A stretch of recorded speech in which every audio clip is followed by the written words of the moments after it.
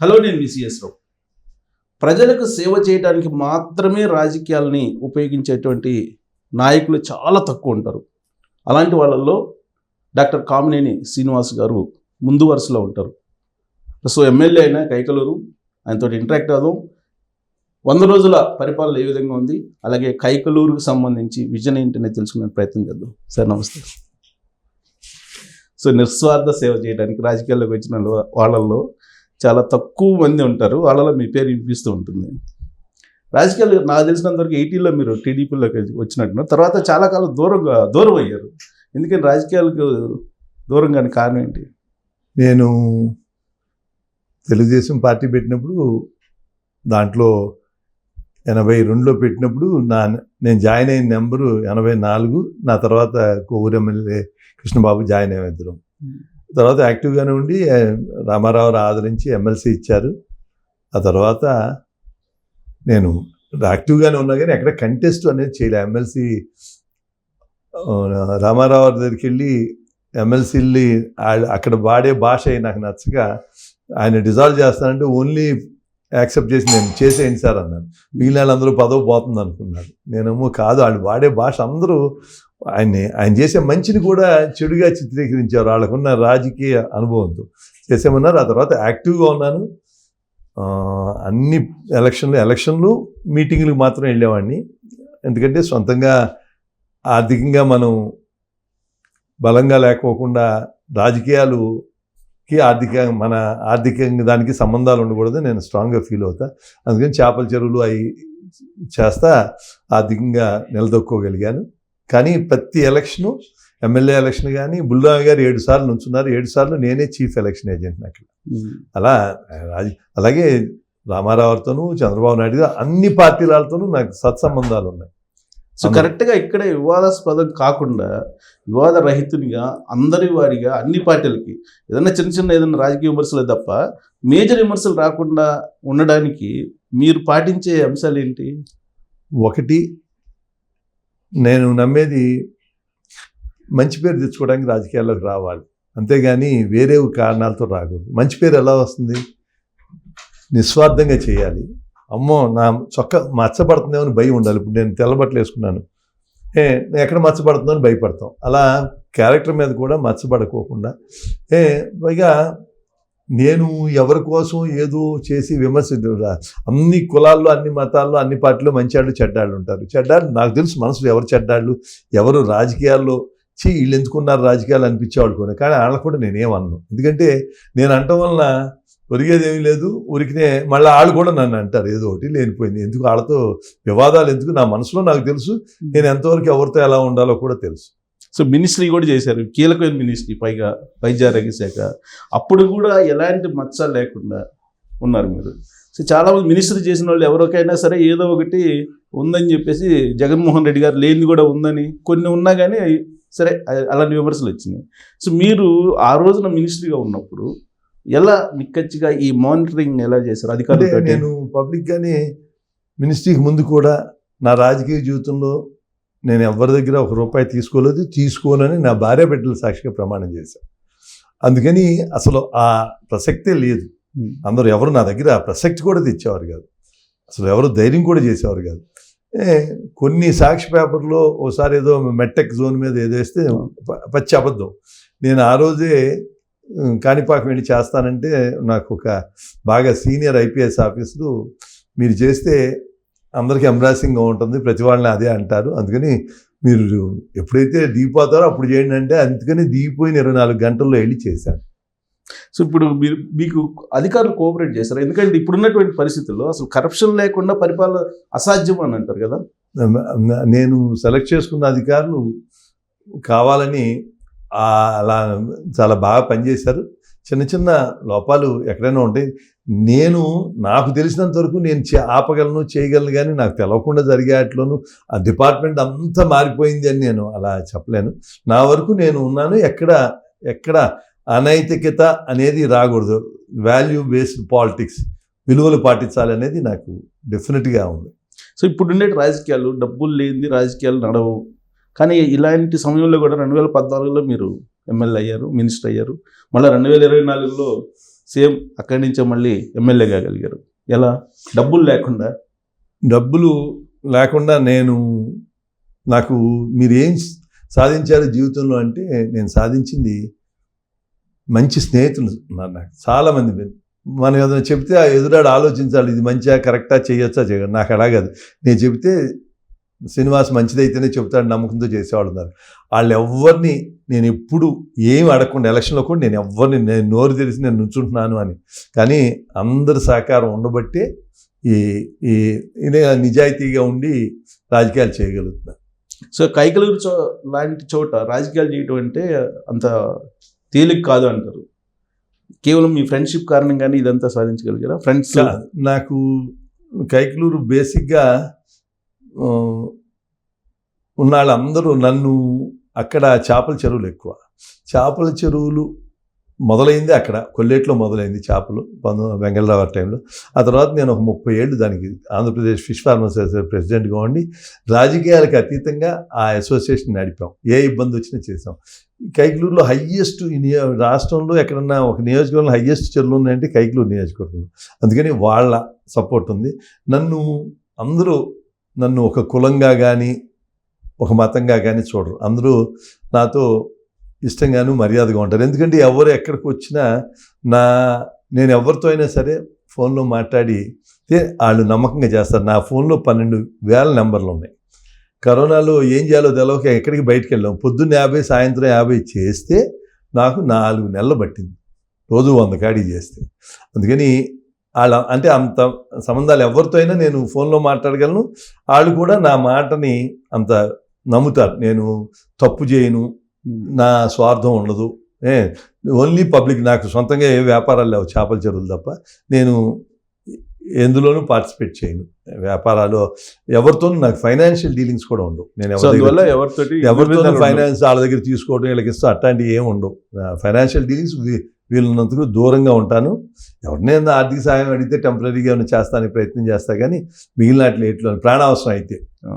నియోజకవర్గానికి సంబంధించి ఆక్వా చేపలు ఇవే కదా మేజర్. మరి జగన్మోహన్ రెడ్డి గారి హయాంలో 2019 నుంచి 2024 వరకు దాని పరిస్థితి ఏంటి అసలు?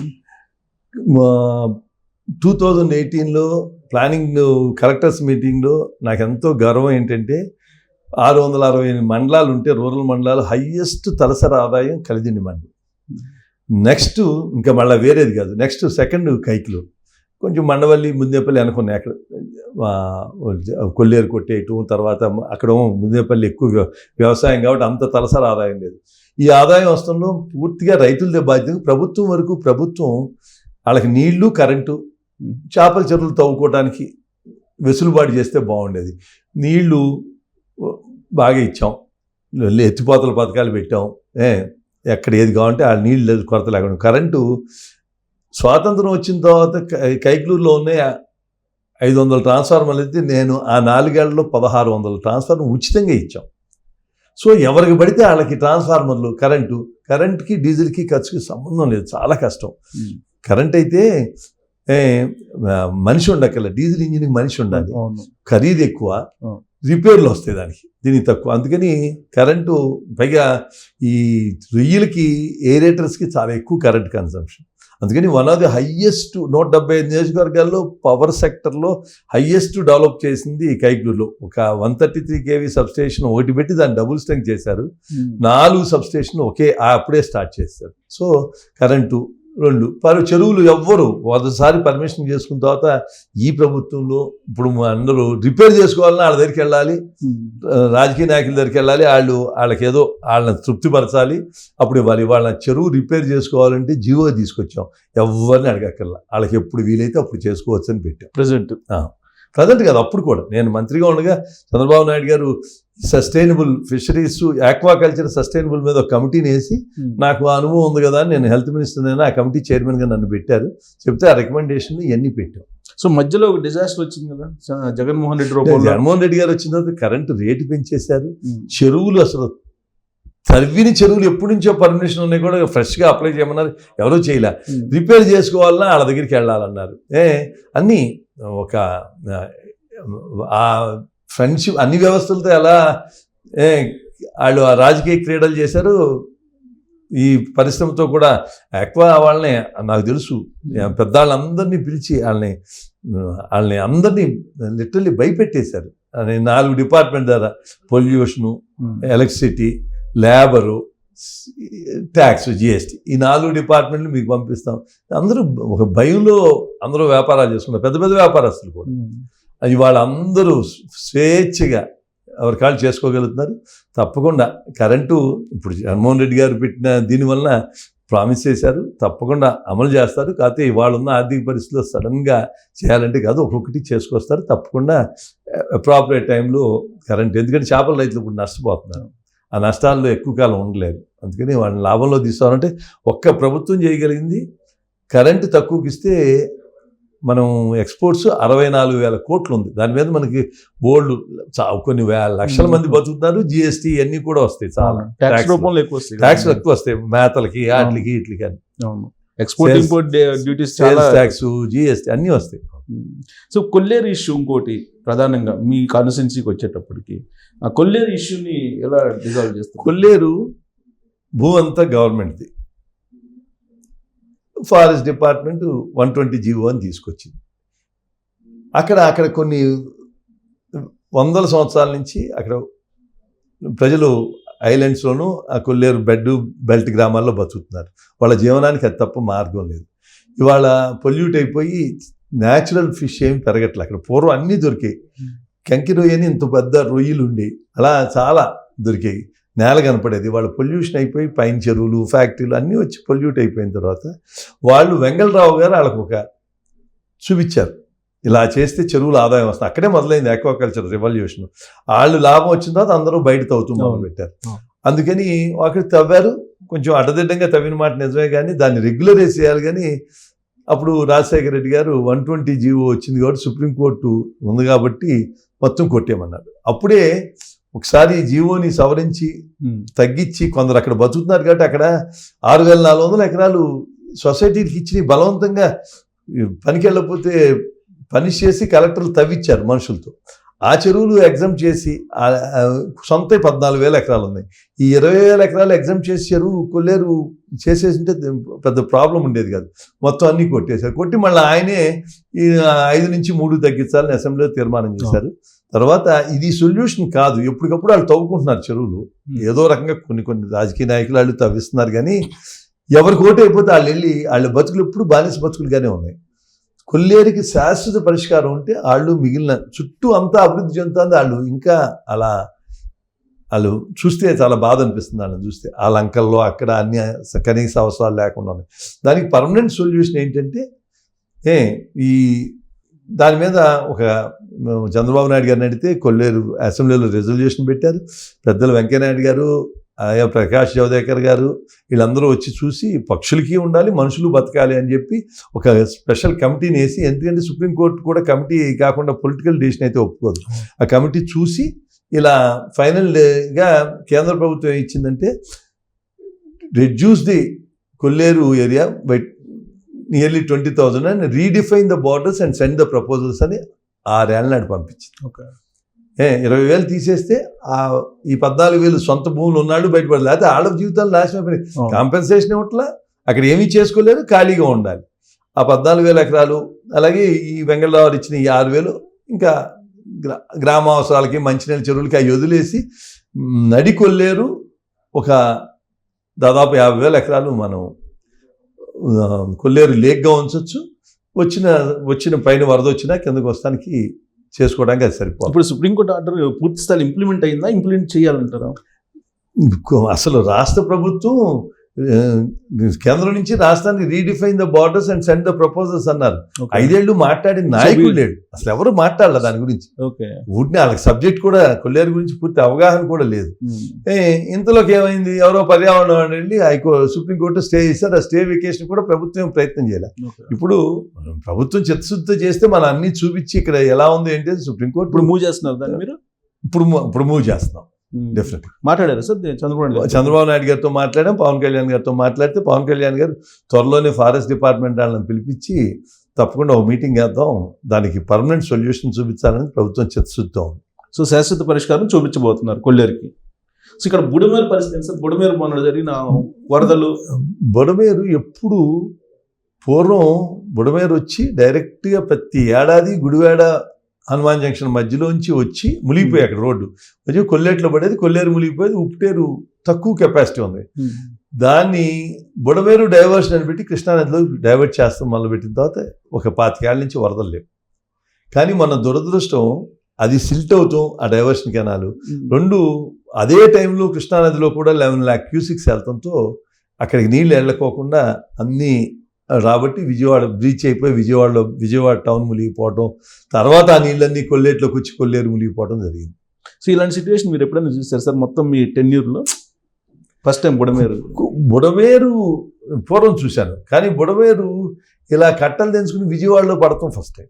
కానీ కొల్లేరులో ఈ సిచ్యువేషన్ 25 ఏళ్లకు ముందు 3-4 సార్లు వచ్చింది. కొల్లేరులో ఉంటాయి, లంక గ్రామాల్లో ఉంటుంది లంక. కట్ ఇక్కడ మాత్రం విజయవాడ. దాని ప్రాబ్లం ఏంటంటే వాళ్ళు అనేది ఏంటి, మీరు ఆల్రెడీ వాళ్ళ విమర్శలు చూస్తుంటారు కదా వైఎస్ఆర్ కాంగ్రెస్ పార్టీ వాళ్ళు. అక్కడేదో చంద్రబాబు గారి కరకట్ట మీద ఇల్లు మునిగిపోతుంది కాబట్టి వాళ్ళు లాక్లు ఎత్తలేదు. అబద్ధం. కృష్ణానది 11,000 క్యూసిక్స్లో ఇలా వెళ్తాను ఈ హైట్లో. ఈ డైవర్షన్ కెనాల్ ఓపెన్ చేస్తే ఆ కృష్ణానదిలో నీళ్లు కూడా వచ్చి అన్నీ మునిగిపోతాయి, అందుకని అది ఓపెన్ చేయలే. బుడివారేమో ఇక్కడ ఉంది, ఇదే ఎక్కువ, అది ఇంకా ఎక్కువ. అందుకని కృష్ణానదిలో ఒక మామూలుగా రెగ్యులర్గా ఉన్నట్టు 3 lakhs 4 lakhs అని ఇది వెళ్ళిపోయేది, అందులోకి 11 lakhs అదే టైంలో 2 రాబట్టి ఇబ్బంది అయింది. అంతే తప్ప చంద్రబాబు నాయుడు గారి ఇల్లు ఒట్టి అంటే రాజకీయ మీరు ఏమి మొలక్కోకుండా ఉన్నా అమరావతి మునిగిపోయిందని మొన్న వేశారు. మునిగిపోయింది విజయవాడ, కృష్ణానదికి అవతల పక్క ఏమి మొలగల. అంటే నీకు అందుకే క్రెడిబిలిటీ ఆఫ్ ది పేపరు దెబ్బతింటాను. ఆ పేపర్ చూస్తే ఎంతసేపు ఏ వర్షన్ అయినా వాళ్ళకి ఫేవరబుల్గానే రాస్తున్నారు తప్ప తప్పు అని రాయట్లేదు. సో ఇప్పుడు కొల్లేరుకి శాశ్వత పరిష్కారం చూపిస్తామని చెప్పన్నారు, బుడమేరుకి కూడా శాశ్వత పరిష్కారం దీంట్లో ఇంటర్లింక్ అయిందా? బుడమేరుకి శాశ్వత పరిష్కారం చూపిస్తామని చంద్రబాబు నాయుడు గారు చెప్పినప్పుడు మొన్న చంద్రబాబు నాయుడు గారిని కలిసి చెప్పాం. Budameru includes Kolleru and Upputeru also. Upputeru మామూలుగా 15,000 క్యూసిక్స్ ఉండాలి. ఇప్పుడు ఇటు అటు ఆక్యుపేషన్ అయిపోయి ఒక రైల్వే బ్రిడ్జి అన్ప్లాన్డ్గా కట్టారు. ఒక 2/3 ఆఫ్ ది ఫ్లోని అబ్స్ట్రక్ట్ చేసేస్తాను. అంత కింద దిమ్మలు అంత వెడల్పు కట్టారు. కట్టి ఉన్నారు. ఉప్పుటేరు డైవర్షన్ కాదు, ఉప్పుటేరు డైవర్షన్ జరిగింది. ఉప్పుటేరు వైడనింగ్ చేసి ఆపరేషన్ అందరూ లోన గట్టున అనుకుని లోన పక్క రొయ్యల చెరువులు అయ్యేసారు. అవన్నీ రిమూవ్ చేస్తానికి చెప్పాం. 2 కలెక్టర్లు చంద్రబాబు నాయుడు గారు అలాగే అన్నారు. నాకు ఒక పక్క నేనైతే ఒక పక్క రఘురామకృష్ణరాజు గారు ఇద్దరం కలిసి అది ఆపరేషన్ ఉప్పుటేరు చేద్దాం. సో పక్కనే కాబట్టి ఆయన కూడా ఏదో 6 నెలలకి డిజైన్ చేసుకున్నారు, 6 నెలల ప్రణాళిక తయారు చేసుకున్నారు.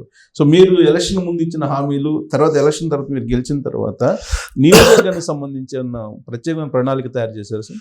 ఒకటి, నియోజకవర్గంలో మిగిలిన కాన్స్టిట్యున్సీకి ఈ కాన్స్టిట్యున్సీ డిఫరెన్స్, రోడ్ల పరిస్థితి అసలు బాగుంది. దానికి కారణం చెరువుల్లో నీళ్ళు ఎత్తుగా ఉండి పల్లంగా రోడ్లు ఉండేసరికి రోడ్డు అడుగున మెత్తగా నీళ్లు ఉంటాయి. రెండోది, వరి వ్యవసాయంలో ఏడాదికి 2 సార్లు హార్వెస్టింగ్ టైంలో అప్పుడు 2 సార్లు పెద్ద లారీలు వస్తాయి ప్యాడీ తీసుకెళ్తాను. మిగిలినప్పుడు ఊళ్ళలోకి లారీలు వచ్చేది. ఏదైనా ఇల్లు కట్టుకుంటాం అంటే ఇళ్ళ సామాన్లు లారీలో వస్తాయి, కానీ మిగిలినన్ని ట్రాక్టర్లు ఆటోల్లో వస్తాయి. చేపల చెరువులు అయ్యేసరికి ప్రతిరోజు 30-40 టన్నులు బరువైన లారీలు మేతలు తీసుకొస్తాం. ఐసు, చేపలు పడతాం, ఇవన్నీ ప్రతిరోజు త్రూఅవుట్ ది ఇయర్, వర్షాకాలంలో కూడా వస్తూ ఉంటాయి. అందుకని రోడ్లు ఎలా చేసినా నిలబడవు, దాన్ని రెగ్యులర్గా వేసి మెయింటైన్ చేయాల్సింది. అలా పరిస్థితి, రోడ్ల పరిస్థితి ఇంకా రాష్ట్రంలో ఎక్కడ ఉంటుందని నేను అనుకోను. ఎక్కడ ఒక రోడ్డు ఉండొచ్చు, కానీ కైకలూరు నియోజకవర్గం రోడ్ల పరిస్థితి అంతా ఇది. చేపల చెరువులు త్రూఅవుట్ ది కాన్స్టిట్యున్సీ. అంటే ఎక్కువ కాలం ఉండవు, అంతంత బరువు. ఈ roads are not design for 40 tons లారీలు ఒకసారి వెళ్తే పర్వాలేదు, కానీ రోజు వెళ్తే వంతెనలు రోడ్లు కూడా భరించలేవు. అందుకని రోడ్ల మీద ప్రత్యేక శ్రద్ధ తీసుకురావాలి. బాబు గారు అయిన తర్వాత దాని మీద మనం చెప్పినప్పుడు తప్పకుండా చర్య తీసుకుందామని Chandrababu Naidu.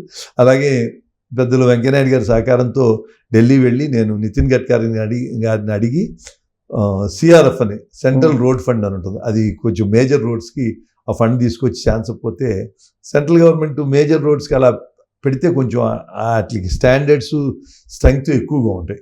They can with hold. అంటే న్యాచురల్లీ హెవీ లోడ్లలో వెళ్తానికి కాలుగానే కావాల్సిన విధంగానే డిజైన్ చేస్తారు. సో సిఆర్ఎఫ్ ఫండ్స్ మీరు తీసుకొస్తారు. సో ఇక మిగతా ఓన్లీ రోడ్ ప్రాబ్లం కాకుండా డ్రింకింగ్ వాటర్ ప్రాబ్లం ఉంది. రాబోయే రోజుల్లో తప్పకుండా జలజీవన్ మిషన్ ఇప్పుడు దాకా ప్రాపర్గా ఇంప్లిమెంట్ అవ్వాలి. జలజీవన్ మిషన్ తీసుకొచ్చి ప్రతి గ్రామానికి మైక్రో ఫిల్టర్స్, కొన్ని చోట్ల వాటర్ యొక్క కండిషన్ బాగాలి, అందుకని ఆర్ఓఆర్ ప్లాంట్స్ పెట్టాలి.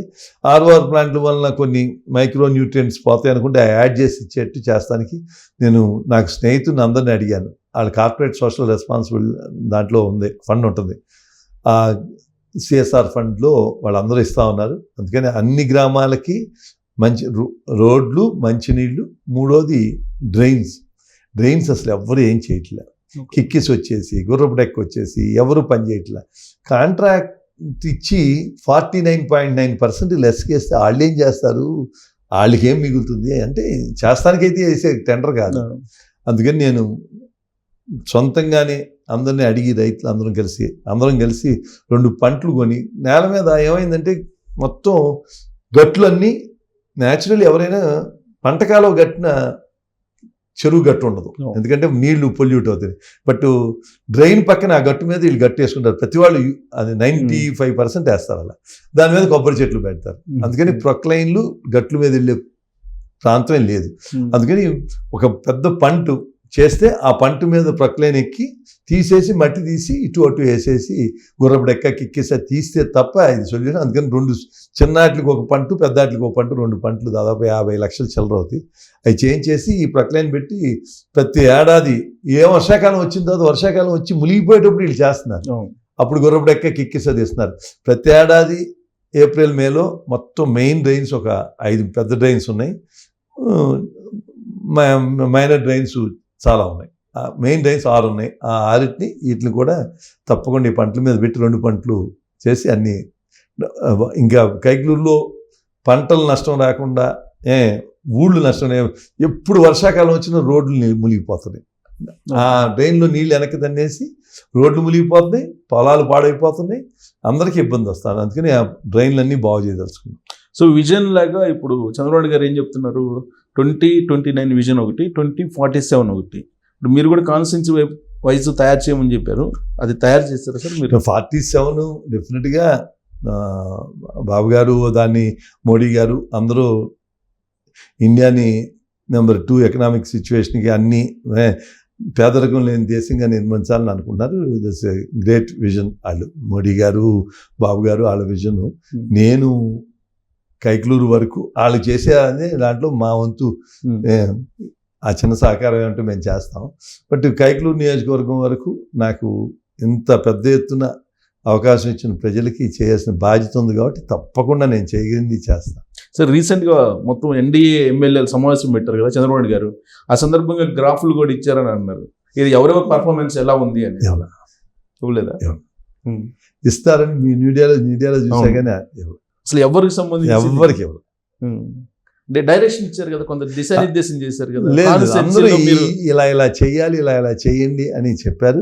ఆ 100 రోజులకి చేసిన మంచి కార్యక్రమాలు అన్నీ, ఎందుకంటే మెమరీ షార్ట్, అన్ని నాకు తెలుసు, అన్నీ తెలుసు ఆ 100, కానీ చెప్పమంటే నేను 30-40 చెప్పగలను. అందుకని అన్నీ కలిపి ఆయన చెప్పి చేసి ఇలా మిత్రపక్షాలు, ఎందుకంటే ఇందులో తప్పకుండా మిత్రధర్మం అనేది అందరూ పాటించాలి. వీళ్ళు వాడు కాదు, అన్ని పార్టీల వాళ్ళు మిత్రధర్మం అంటే తలకాయ నొప్పి లేకుండా ఉంటుంది. నా నియోజకవర్గంలో అలాంటి ఎటువంటి ఇప్పుడు కాదు ఎప్పుడు సమస్య లేదు, అందరూ ఒక మాట మీద ఒకే రకంగా ఉంటుంది. సో మీలాంటి వాళ్ళకి టికెట్ రాదు, వచ్చే అవకాశం లేదు అని చెప్పి ఎలక్షన్ ముందు కొంత ప్రచారం జరిగింది, కొంతమంది ఏదో అడ్డుకునే ప్రయత్నం అయినప్పటికీ కూడా మీకు టికెట్ రావడానికి ప్రధాన కారణం? నాకు టికెట్ నేను నుంచోడానికి హెసిటేట్ చేశాను. ఎవరిన మంచి క్యాండిడేట్ దొరికి కైకలూరు నుంచోబెట్టి గెలిపించాలని ప్రయత్నం చేశాను. ఎందుకంటే అక్కడ ఉన్న క్యాండిడేటు వైసీపీకి వెళ్ళి ఎమ్మెల్సీకి వెళ్ళిపోయారు, అతను కన్వీనర్గా ఉన్న అతను. కొంచెం వ్యాక్యూమ్ క్రియేట్ అయింది.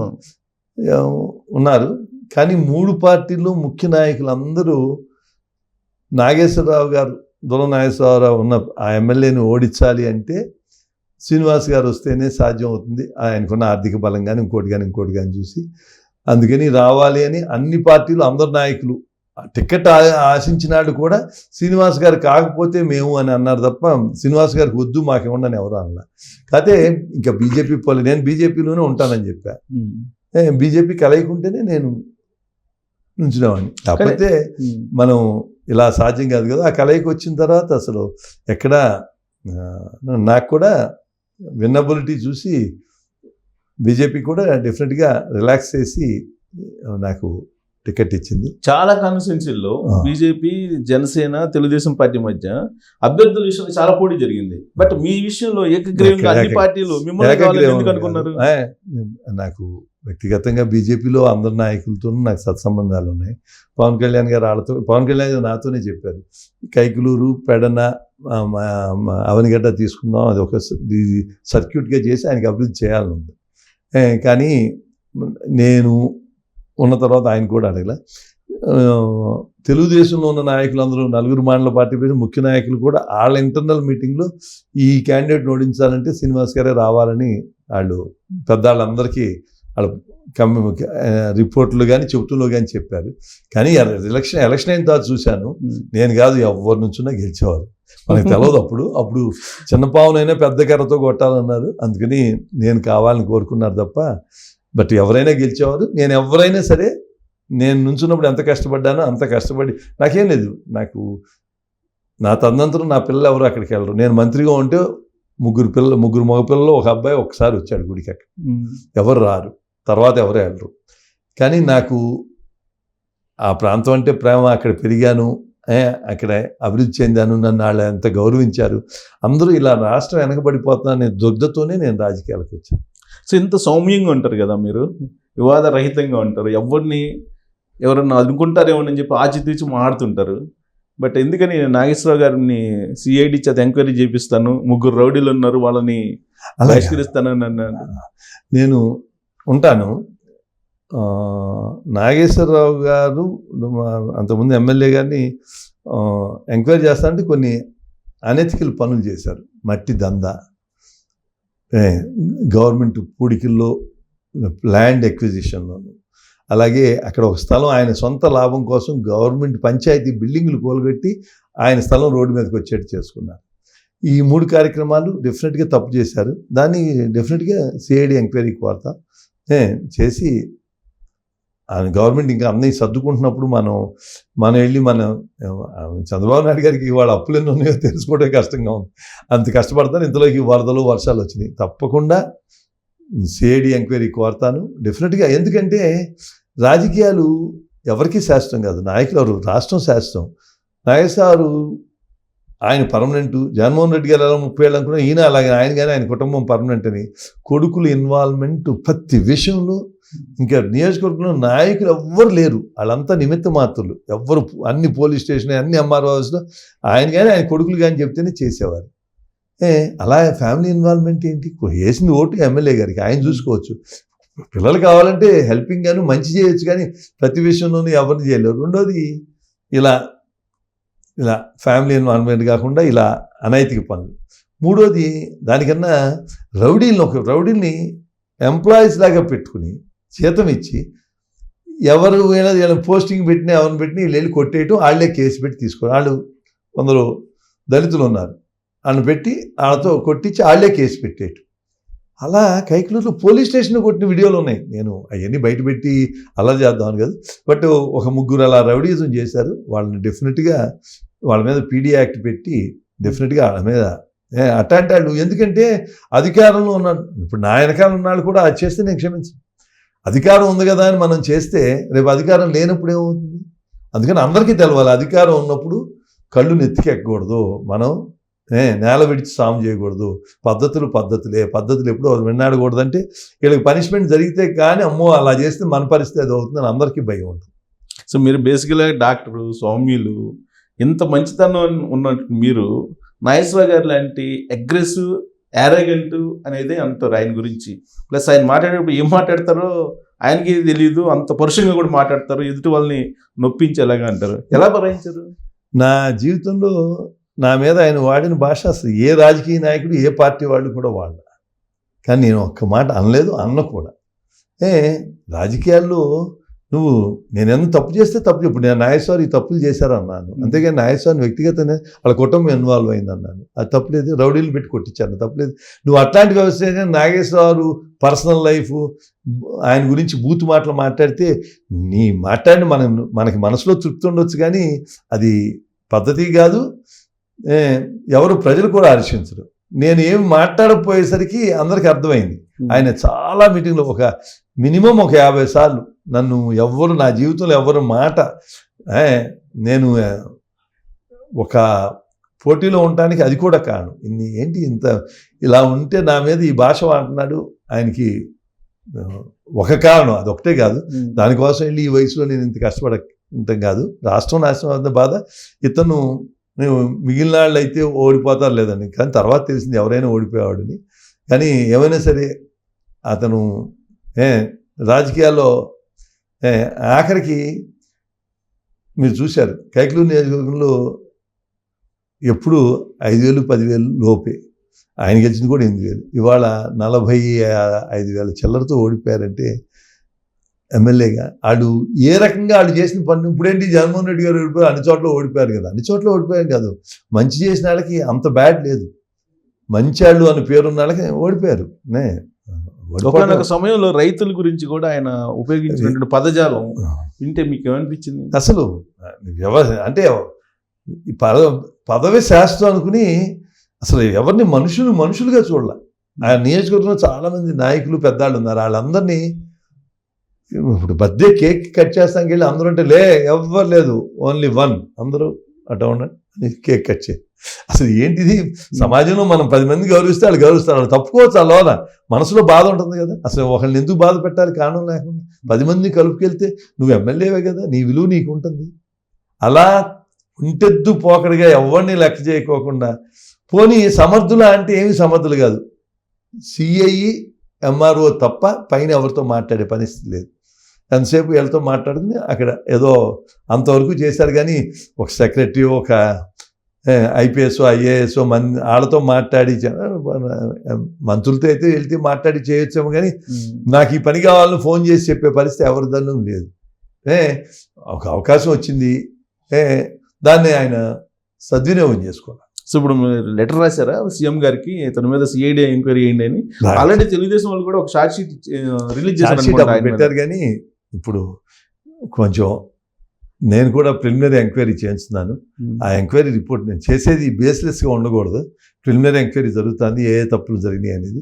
ఆ ఎంక్వైరీ వచ్చిన తర్వాత కాంక్రీట్గా సీఎం గారికి పెట్టి కన్సర్న్ డిపార్ట్మెంట్లకు కూడా పెడతాను. ఇప్పుడు ఆయన ఏమో వరదలు వచ్చినప్పుడు రైతుల దగ్గరికి వెళ్ళి వాళ్ళు ఏదో రకరకాలు మాట్లాడారు, మీరేమో వరదలు వచ్చినప్పుడేమో వరదల్లో వెళ్ళారు. ఆ సందర్భంగా మీకు ప్రమాదం జరిగినప్పుడు యాక్చువల్లీ వరద వచ్చే టైంకి నేను మా వాళ్ళు ఒక 1000 మంది డాక్టర్లు అమెరికాలో మీట్ అవుతా అంటే నేను సత్యకుమార్ గారిని మేము ఐఏఎస్లో ఉన్నాం. ఈ వరద రాగానే ఇమీడియట్గా క్యాన్సిల్ చేసుకుని బయలుదేరి వచ్చేసాం. వచ్చిన కాడి నుంచి నేను కంటిన్యూస్గా అన్ని గ్రామాలు వరద ఎఫెక్ట్ అయిన అన్ని మండలాలు తిరుగుతూ ఉన్నాను. అది న్యాచురల్లీ నేనుంటే వాళ్ళకి నమ్మకం ఏర్పడుతుంది.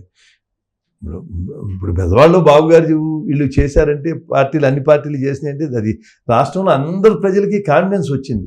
ఎక్కడన్నా మనకు ఆపద వస్తే నిలుస్తున్నాను, అంతేగాని హెలికాప్టర్లో తిరిగి రెడ్ కార్పెట్ మీద తిరిగి వచ్చి కనపడినంత మాత్రం కాన్ఫిడెన్స్ రాదు.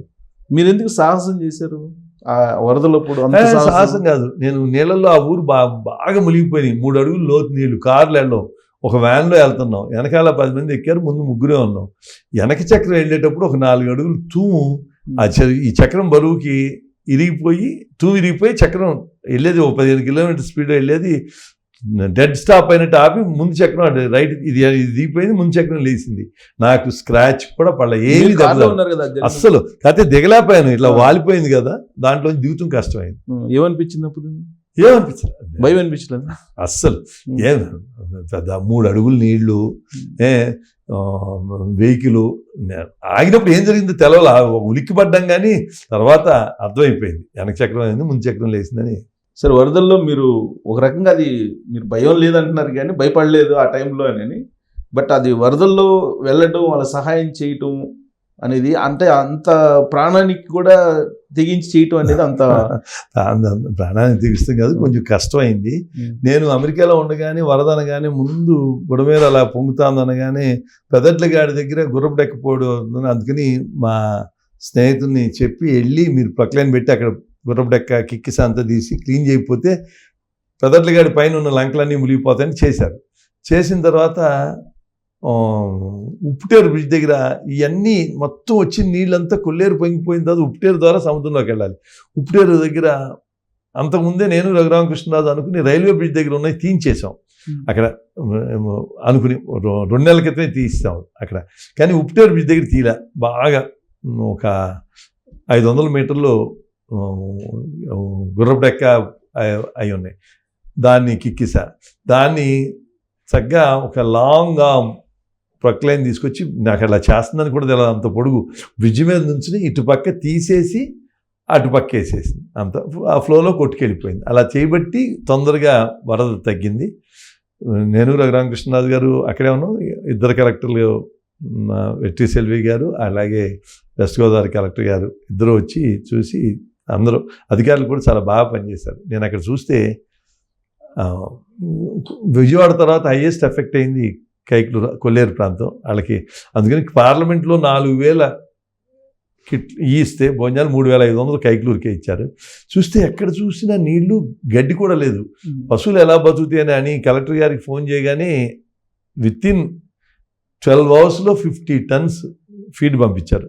వితిన్ 12 అవర్స్ అందరికీ డిస్ట్రిబ్యూట్ చేశారు. తలకు 25 కేజీలు ఇచ్చారు. బోల్డ్ మంది బతికారు. సహాయ కార్యక్రమాలు కూడా చంద్రబాబు నాయుడు గారు నిన్న అన్నారు 400 కోట్ల రూపాయలు పైగా వచ్చినాయని. ఈయన మీ పార్టిసిపేషన్ దాంట్లో నేను చూస్తే బాధ అనిపించింది. కైక్లూరులో ఏం జరిగిందంటే కొల్లేరు బాగా దెబ్బతింది, వ్యవసాయం దెబ్బకాదు. అందుకని నేను ఎవరిని కైక్లూరు దెబ్బతిన్న వాళ్ళు ఎవరు ఇవ్వద్దు, వ్యవసాయం చేసే రైతులు ఎవరు ఇవ్వద్దు, మిగిలిన వాళ్ళు నష్టం లేనాళ్ళు నేను ఎవరికి ఫోన్ చేయను. నేను ఫోన్ చేస్తే మొహాడు పడి 1,00,000, 5 లక్షలు అట్లా ఇచ్చేవాళ్ళు చాలామంది ఉన్నారు. నేను ఎవరికి ఫోన్ చేయను, 1,00,000 కన్నా ఎక్కువ అక్కర్లా. అందరూ ఎక్కువ మంది ఇన్వాల్వ్మెంట్ ఉండాలి. ఇవ్వండి అంటే కొన్ని 100 మంది ఇచ్చారు. ఆఖరికి ఇన్ని చెక్కులు తీసుకెళ్ళి 95 లక్షలు, అందులో 10,000, 5,000, 50,000, 1,00,000 మ్యాక్సిమం.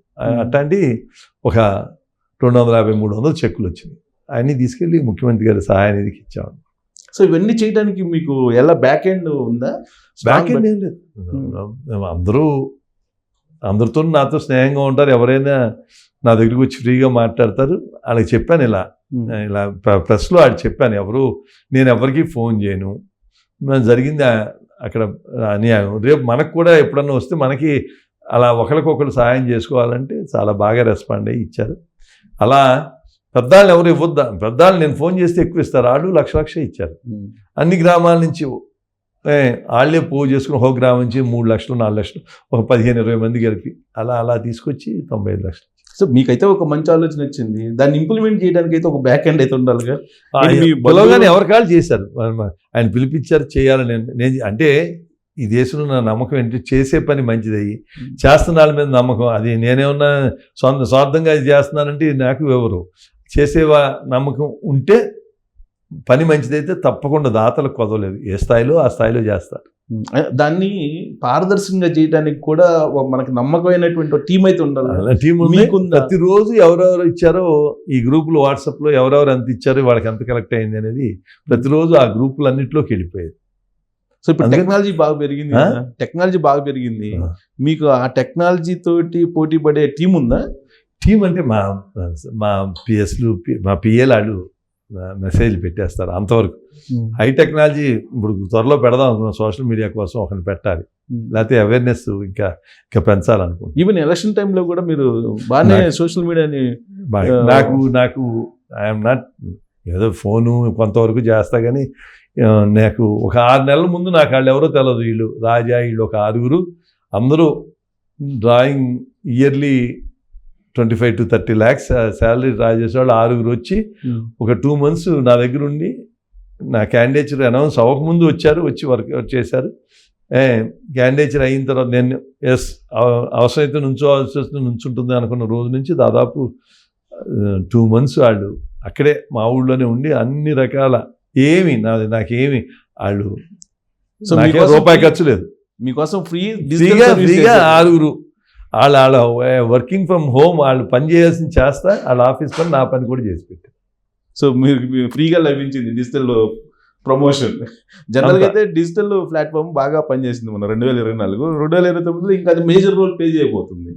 సో దానికి తగ్గట్టుగా మీరు టీంని సెట్ చేస్తారు. నేను అంటే డిఫరెంట్గా టీం ఉంటుంది, కానీ నేను మళ్ళీ 2029లో నుంచి ఉద్దేశం లేదు, ఆలోచన లేదు. అవునా? చాలు, ఎనఫ్. యంగర్ జనరేషన్కి ఇవ్వాలి. By the time I will be 82, 81, 82 మధ్యలో ఉంటాను. అందుకని అంటే మీకై మీరే నిర్ణయం తీసుకున్నారు చాలు ఎనఫ్ అని. అసలు ఆల్రెడీ ఒకసారి 70కి రిటైర్ అయిపోదాం అనుకున్నా. ఈ జరుగుతున్న అన్యాయాలు చూసి నేను ఇచ్చిన మాట నేను తప్పి వెళ్ళాల్సి వచ్చింది. కానీ ఈసారి ఆ పరిస్థితి ఉండదు కదా, అందుకని నమ్మకం. నేను ఇంకా మరి మీ రాజకీయ వారసుని మధ్యలో ఏమన్నా పేరు ప్రజలు ఎన్నుకోవాలి తప్ప నాకు రాజకీయ వారసు అనేవాడు ఎవరు ఉండరు. ప్రజలు ఎన్నుకోవాలి. నాకు మా పిల్లలకి ఎవరికి ఇంట్రెస్ట్ లేదు, అక్కడ లేరు. నేను తీసుకొచ్చి వాళ్ళని ఇంపోజ్ చేసే ప్రసక్తి లేదు. ఇంట్రెస్ట్ ఉండి కష్టపడి పని చేస్తా, ప్రజలు మెప్పు పొందితే ఎవరైనా రావచ్చు, మా అబ్బాయిలైనా రావచ్చు. కానీ వాళ్ళకి ఇంట్రెస్ట్ వచ్చి ఇది లేనప్పుడు నేను వాళ్ళని తీసుకొచ్చి వాళ్ళకి ఇంట్రెస్ట్ లేని దాంట్లో కష్టపడి పనిచేసి ప్రజల్లో తీసుకొచ్చి సమర్థవంతంగా చేస్తే తప్పేం లేదు. వాళ్ళు ఎఫెక్టివ్గా ఉండాలి. మా పిల్లలకి ఆ ఇంట్రెస్ట్ లేనప్పుడు నేను అసలు ప్రస్తావించలేదు సార్. నేను అసలు వద్దన్నాను. నాకు మంత్రి అయినప్పుడు మా అబ్బాయి ఎవరో మినిస్టర్ గారు అబ్బాయి కదా, వీళ్ళతో పనితో చెప్పాను మా అబ్బాయికి, నాన్న నేను ఇలా ఉండబోతున్నాను, నువ్వు ఇలా చెబుతావు అంటే నీ దగ్గరికి వస్తారు, అవనాళ్ళు నీ మీద నెప్పేస్తారు. అందుకని మా నాన్నగారికి నేను ఇన్వాల్వ్ అవుతాం ఇష్టం లేదని చెప్పమంటే చెప్పేశాడు. మళ్ళీ నా దగ్గరికి 4 ఏళ్ళు రాలా. సో మీరైతే ఇండివిజువల్గా మీకై మీరే రిటైర్మెంట్ పొలిటికల్గా ప్రకటించుకున్నారు. వారసులు కూడా నేను తయారు చేయట్లేదు అంటున్నారు. మరి మినిస్ట్రీ కావాలని అనుకోవట్లేదా? బాగా చెప్తారా? నాకు కంటెస్ట్ చేసేటప్పుడు ఎలా ఉంటుందో మనకు తెలియదు. డెఫినెట్గా మినిస్ట్రీలో 8 మంది కంటెస్ట్ చేసినప్పుడు సత్యకుమార్ గారు నాకు బాగా సన్నిహితుడు. బాగా దగ్గర 30 ఏళ్ళు పైనుంచి నాయుడు గారి దగ్గర, తను 21 ఏడు నాయుడు గారి దగ్గర చేరాడు. బాగా సన్నిహితుడు. తనకి కాంటాక్ట్స్, ఢిల్లీలో పరిచయాలు, పార్టీకి చాలా చేశాడు. అన్ని రాష్ట్రాల్లో పార్టీ గెలుస్తానికి తను సెక్రటరీగా ఉండి, నేషనల్ సెక్రటరీగా ఉండి. అందుకని డెఫినెట్గా అతనికి ఎమ్మెల్యేగా వచ్చి మంత్రి వద్దామని అతనికి లేదు. ఎంపీకి వెళ్ళి చేయాలనుకున్నారు. ఎంపీ కుదరక ఎమ్మెల్యేగా వచ్చాడు. వచ్చినప్పుడు ఈజ్ డిజర్వింగ్. ఆఫ్ కోర్స్ ఆయన డిజర్వింగే, బట్ మీలాంటి సీనియర్స్ అలాగే అదే అవకాశాలు అన్ని రావు. ముందు మనకి రాలేదు, వస్తే బాగుండని అనుకోవచ్చు, కానీ రాలేదనే దానికన్నా ముందు ఈ దరిద్రం పోయింది కదా, రాష్ట్రం సేఫ్ అయిపోయింది. రాష్ట్రం in the safe hands of NDA చాలు. సో మీరు ఇకనైతే మినిస్ట్రీ కూడా ఎక్స్పెక్ట్ చేయట్లా, వస్తే బెటర్, రాకపోయినా బెటర్ అంటే నాకు నాకు I'm very very happy the way. నాకు ఎక్కడికి వెళ్ళినా నాకు పదవితో సంబంధం లేకుండా అందరూ గౌరవిస్తారు. నేను అదృష్టవంతుడిని. అందరూ, నేను ఏ ఆఫీసర్ దగ్గరికి వెళ్ళినా, ఎవరి దగ్గరికి వెళ్ళినా వాళ్ళు ఆ నిమిషంలో నాకు పని చేసి పెడతారు. అందుకని ఇప్పుడు ఐ హ్యావ్ బెటర్ ఆపర్చునిటీ. కైకలూరుకి ఎక్కువ చేసి అక్కడే వాళ్ళు ఎల్లకాలం మా శ్రీనిబాబు మాకు చేశాడు అనే ఫీలింగ్, ఇమ్మెన్స్ హ్యాపీనెస్. ఇది జనరల్గా హీరో వెంకటేష్ గారు ఎవరికి ప్రచారానికి రారు, ప్లస్ ఎక్కడ కూడా పెద్దగా ఏం కనిపించరు. వాళ్ళ నాన్నగారికి ప్రకాశం జిల్లా అప్పుడు పోటీ చేసినప్పుడు ప్రచారం చేశారు, బట్ మీకు మాత్రం ప్రచారం చేశారు. ఎందుకని? నేను మా మేనగోళ్ళు నా దగ్గర పెరిగింది,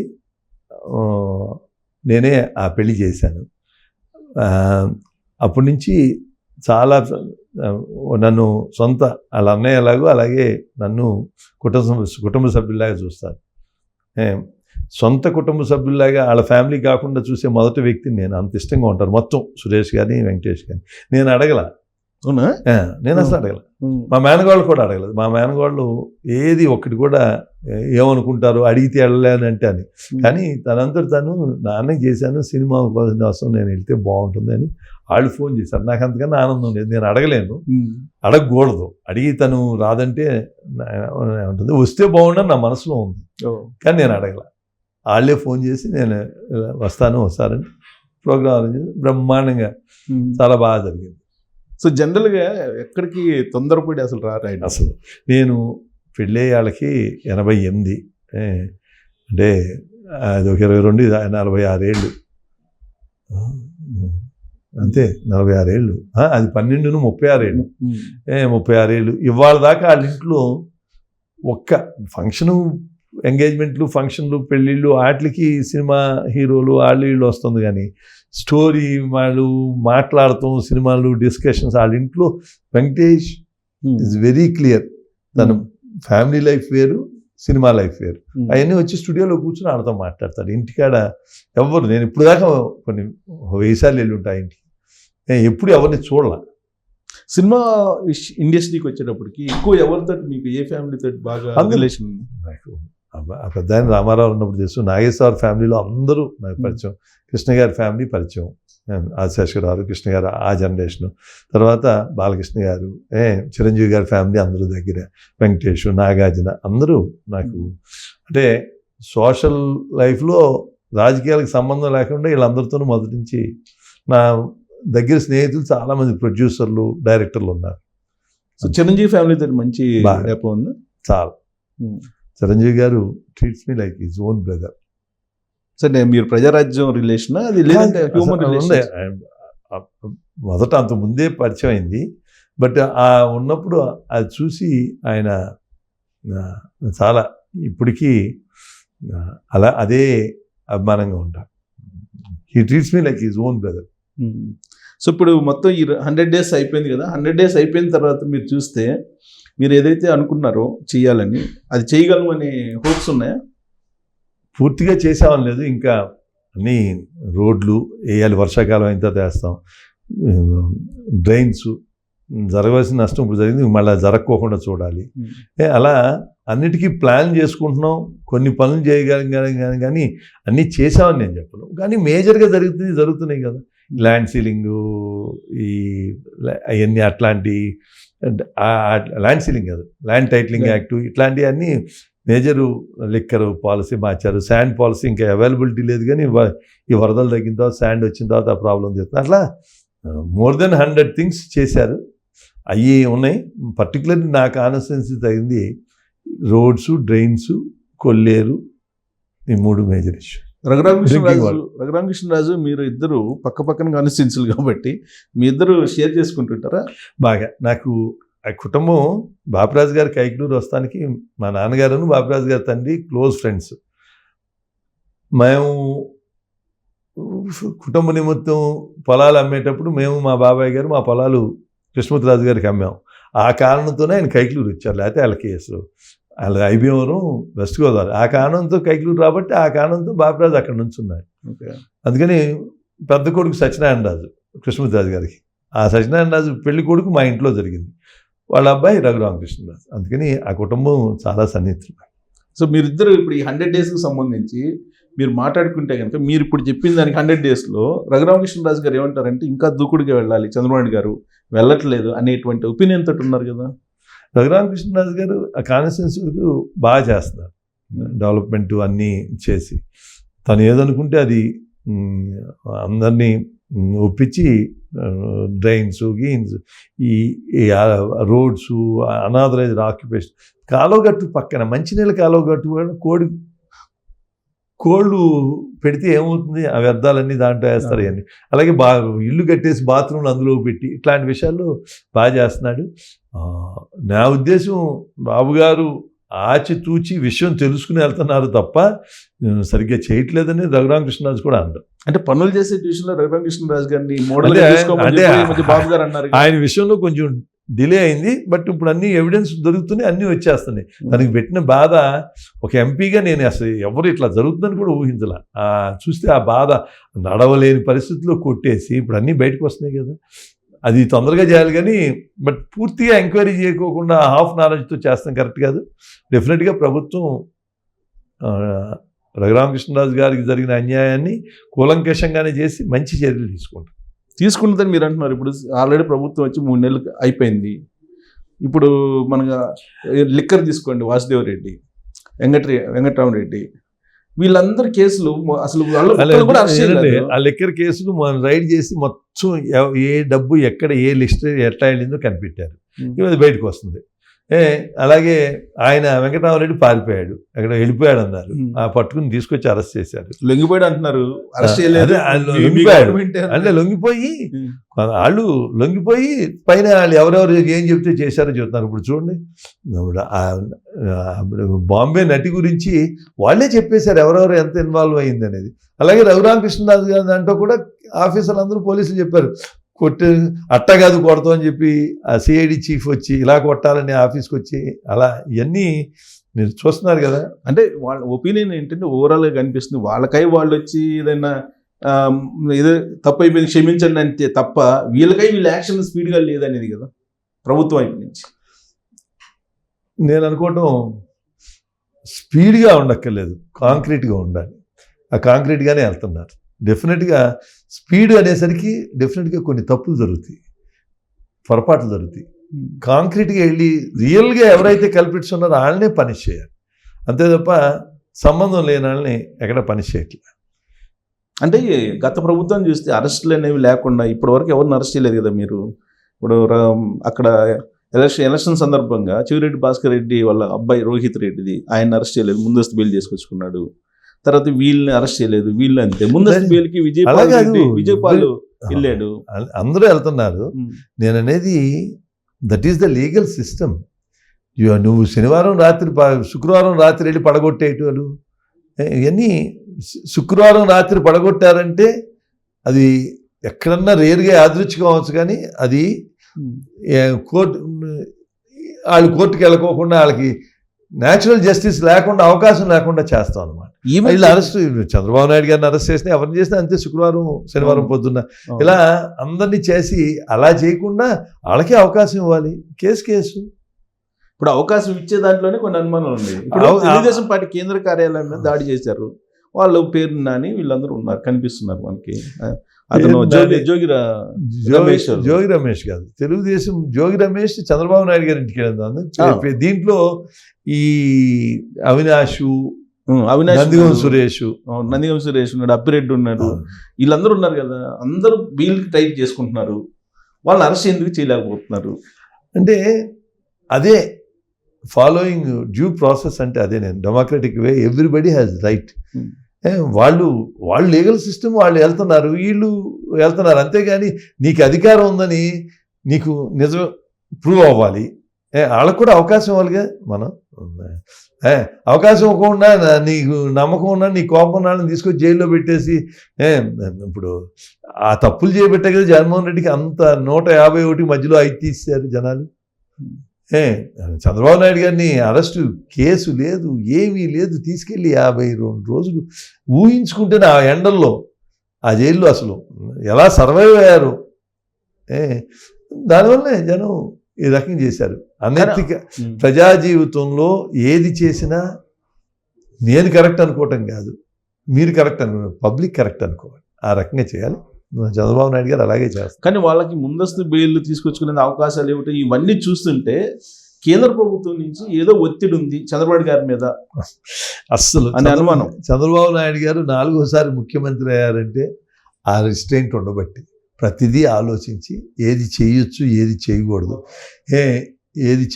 అనే ఆలోచించి చేయబట్టే చంద్రబాబు నాయుడు గారి మీద నమ్మకం ఉంది. జగన్మోహన్ రెడ్డి గారు 5 ఏళ్లలో అంత మిజరబుల్గా ఫెయిల్ అవటానికి కారణం ఆ దూకుడు, ఎవరి మాట వినకపోవటం. చంద్రబాబు నాయుడు గారు ఏదైనా చేయదలుచుకున్నప్పుడు 10 మందిని పిలిచి ఏంటి అని అందరూ ఒపీనియన్ తీసుకుని అప్పుడు ఆయన డెసిషన్ తీసుకున్నారు. జగన్మోహన్ రెడ్డి సొంతంగా తన మైండ్కి ఏది తోస్తే అది, లేకపోతే ఒక్క వైసీపీ వాళ్ళని చెప్పమని నాకు మన పట్టాదారు పాస్బుక్ల మీద ఆయన ఫోటో వేసుకోవటం, ఎన్టీ రామారావు గారు, రాజశేఖర రెడ్డి గారు, చంద్రబాబు నాయుడు గారు, కిరణ్ కుమార్ రెడ్డి గారు 3 మంది చీఫ్ మినిస్టర్ చేశారు. వీళ్ళెవరు శాస్త్రం కాదు, భూమి శాస్త్రం. అక్కడ దాని మీద వేసుకుంటే నువ్వు పోయిన తర్వాత ఏమవుతుందో ఆలోచించాలి కదా. ఎన్టీ రామారావు పేరు తీసేసి వాళ్ళ నాన్నగారి పేరు పెట్టిన ఇప్పుడు ఏమైంది? ఆయన చనిపోయిన ఆయన ఈయన అవమానం చేశారు. అసలు ఆ పేరు పిచ్చి ఏంటండి? భూమిలో వేసే రాళ్ళని మీద పేర్లు పెడతాం, అన్నీ జగనన్న, రాజన్న, వైఎస్ఆర్ అని పెట్టారు. ఇప్పుడు చూడండి ఎంత బాగుంది. డొక్కా సీతమ్మ, అందరూ ఎంత ఆమె ఆస్తి అంతా భోజనాలు పెట్టి అయిపోయింది. అబ్దుల్ కలాం గారు, అలాంటి ప్రెసిడెంట్ లేరు, ఆయన పేరు ప్రతిభ అంటే ఆయన పెట్టారు.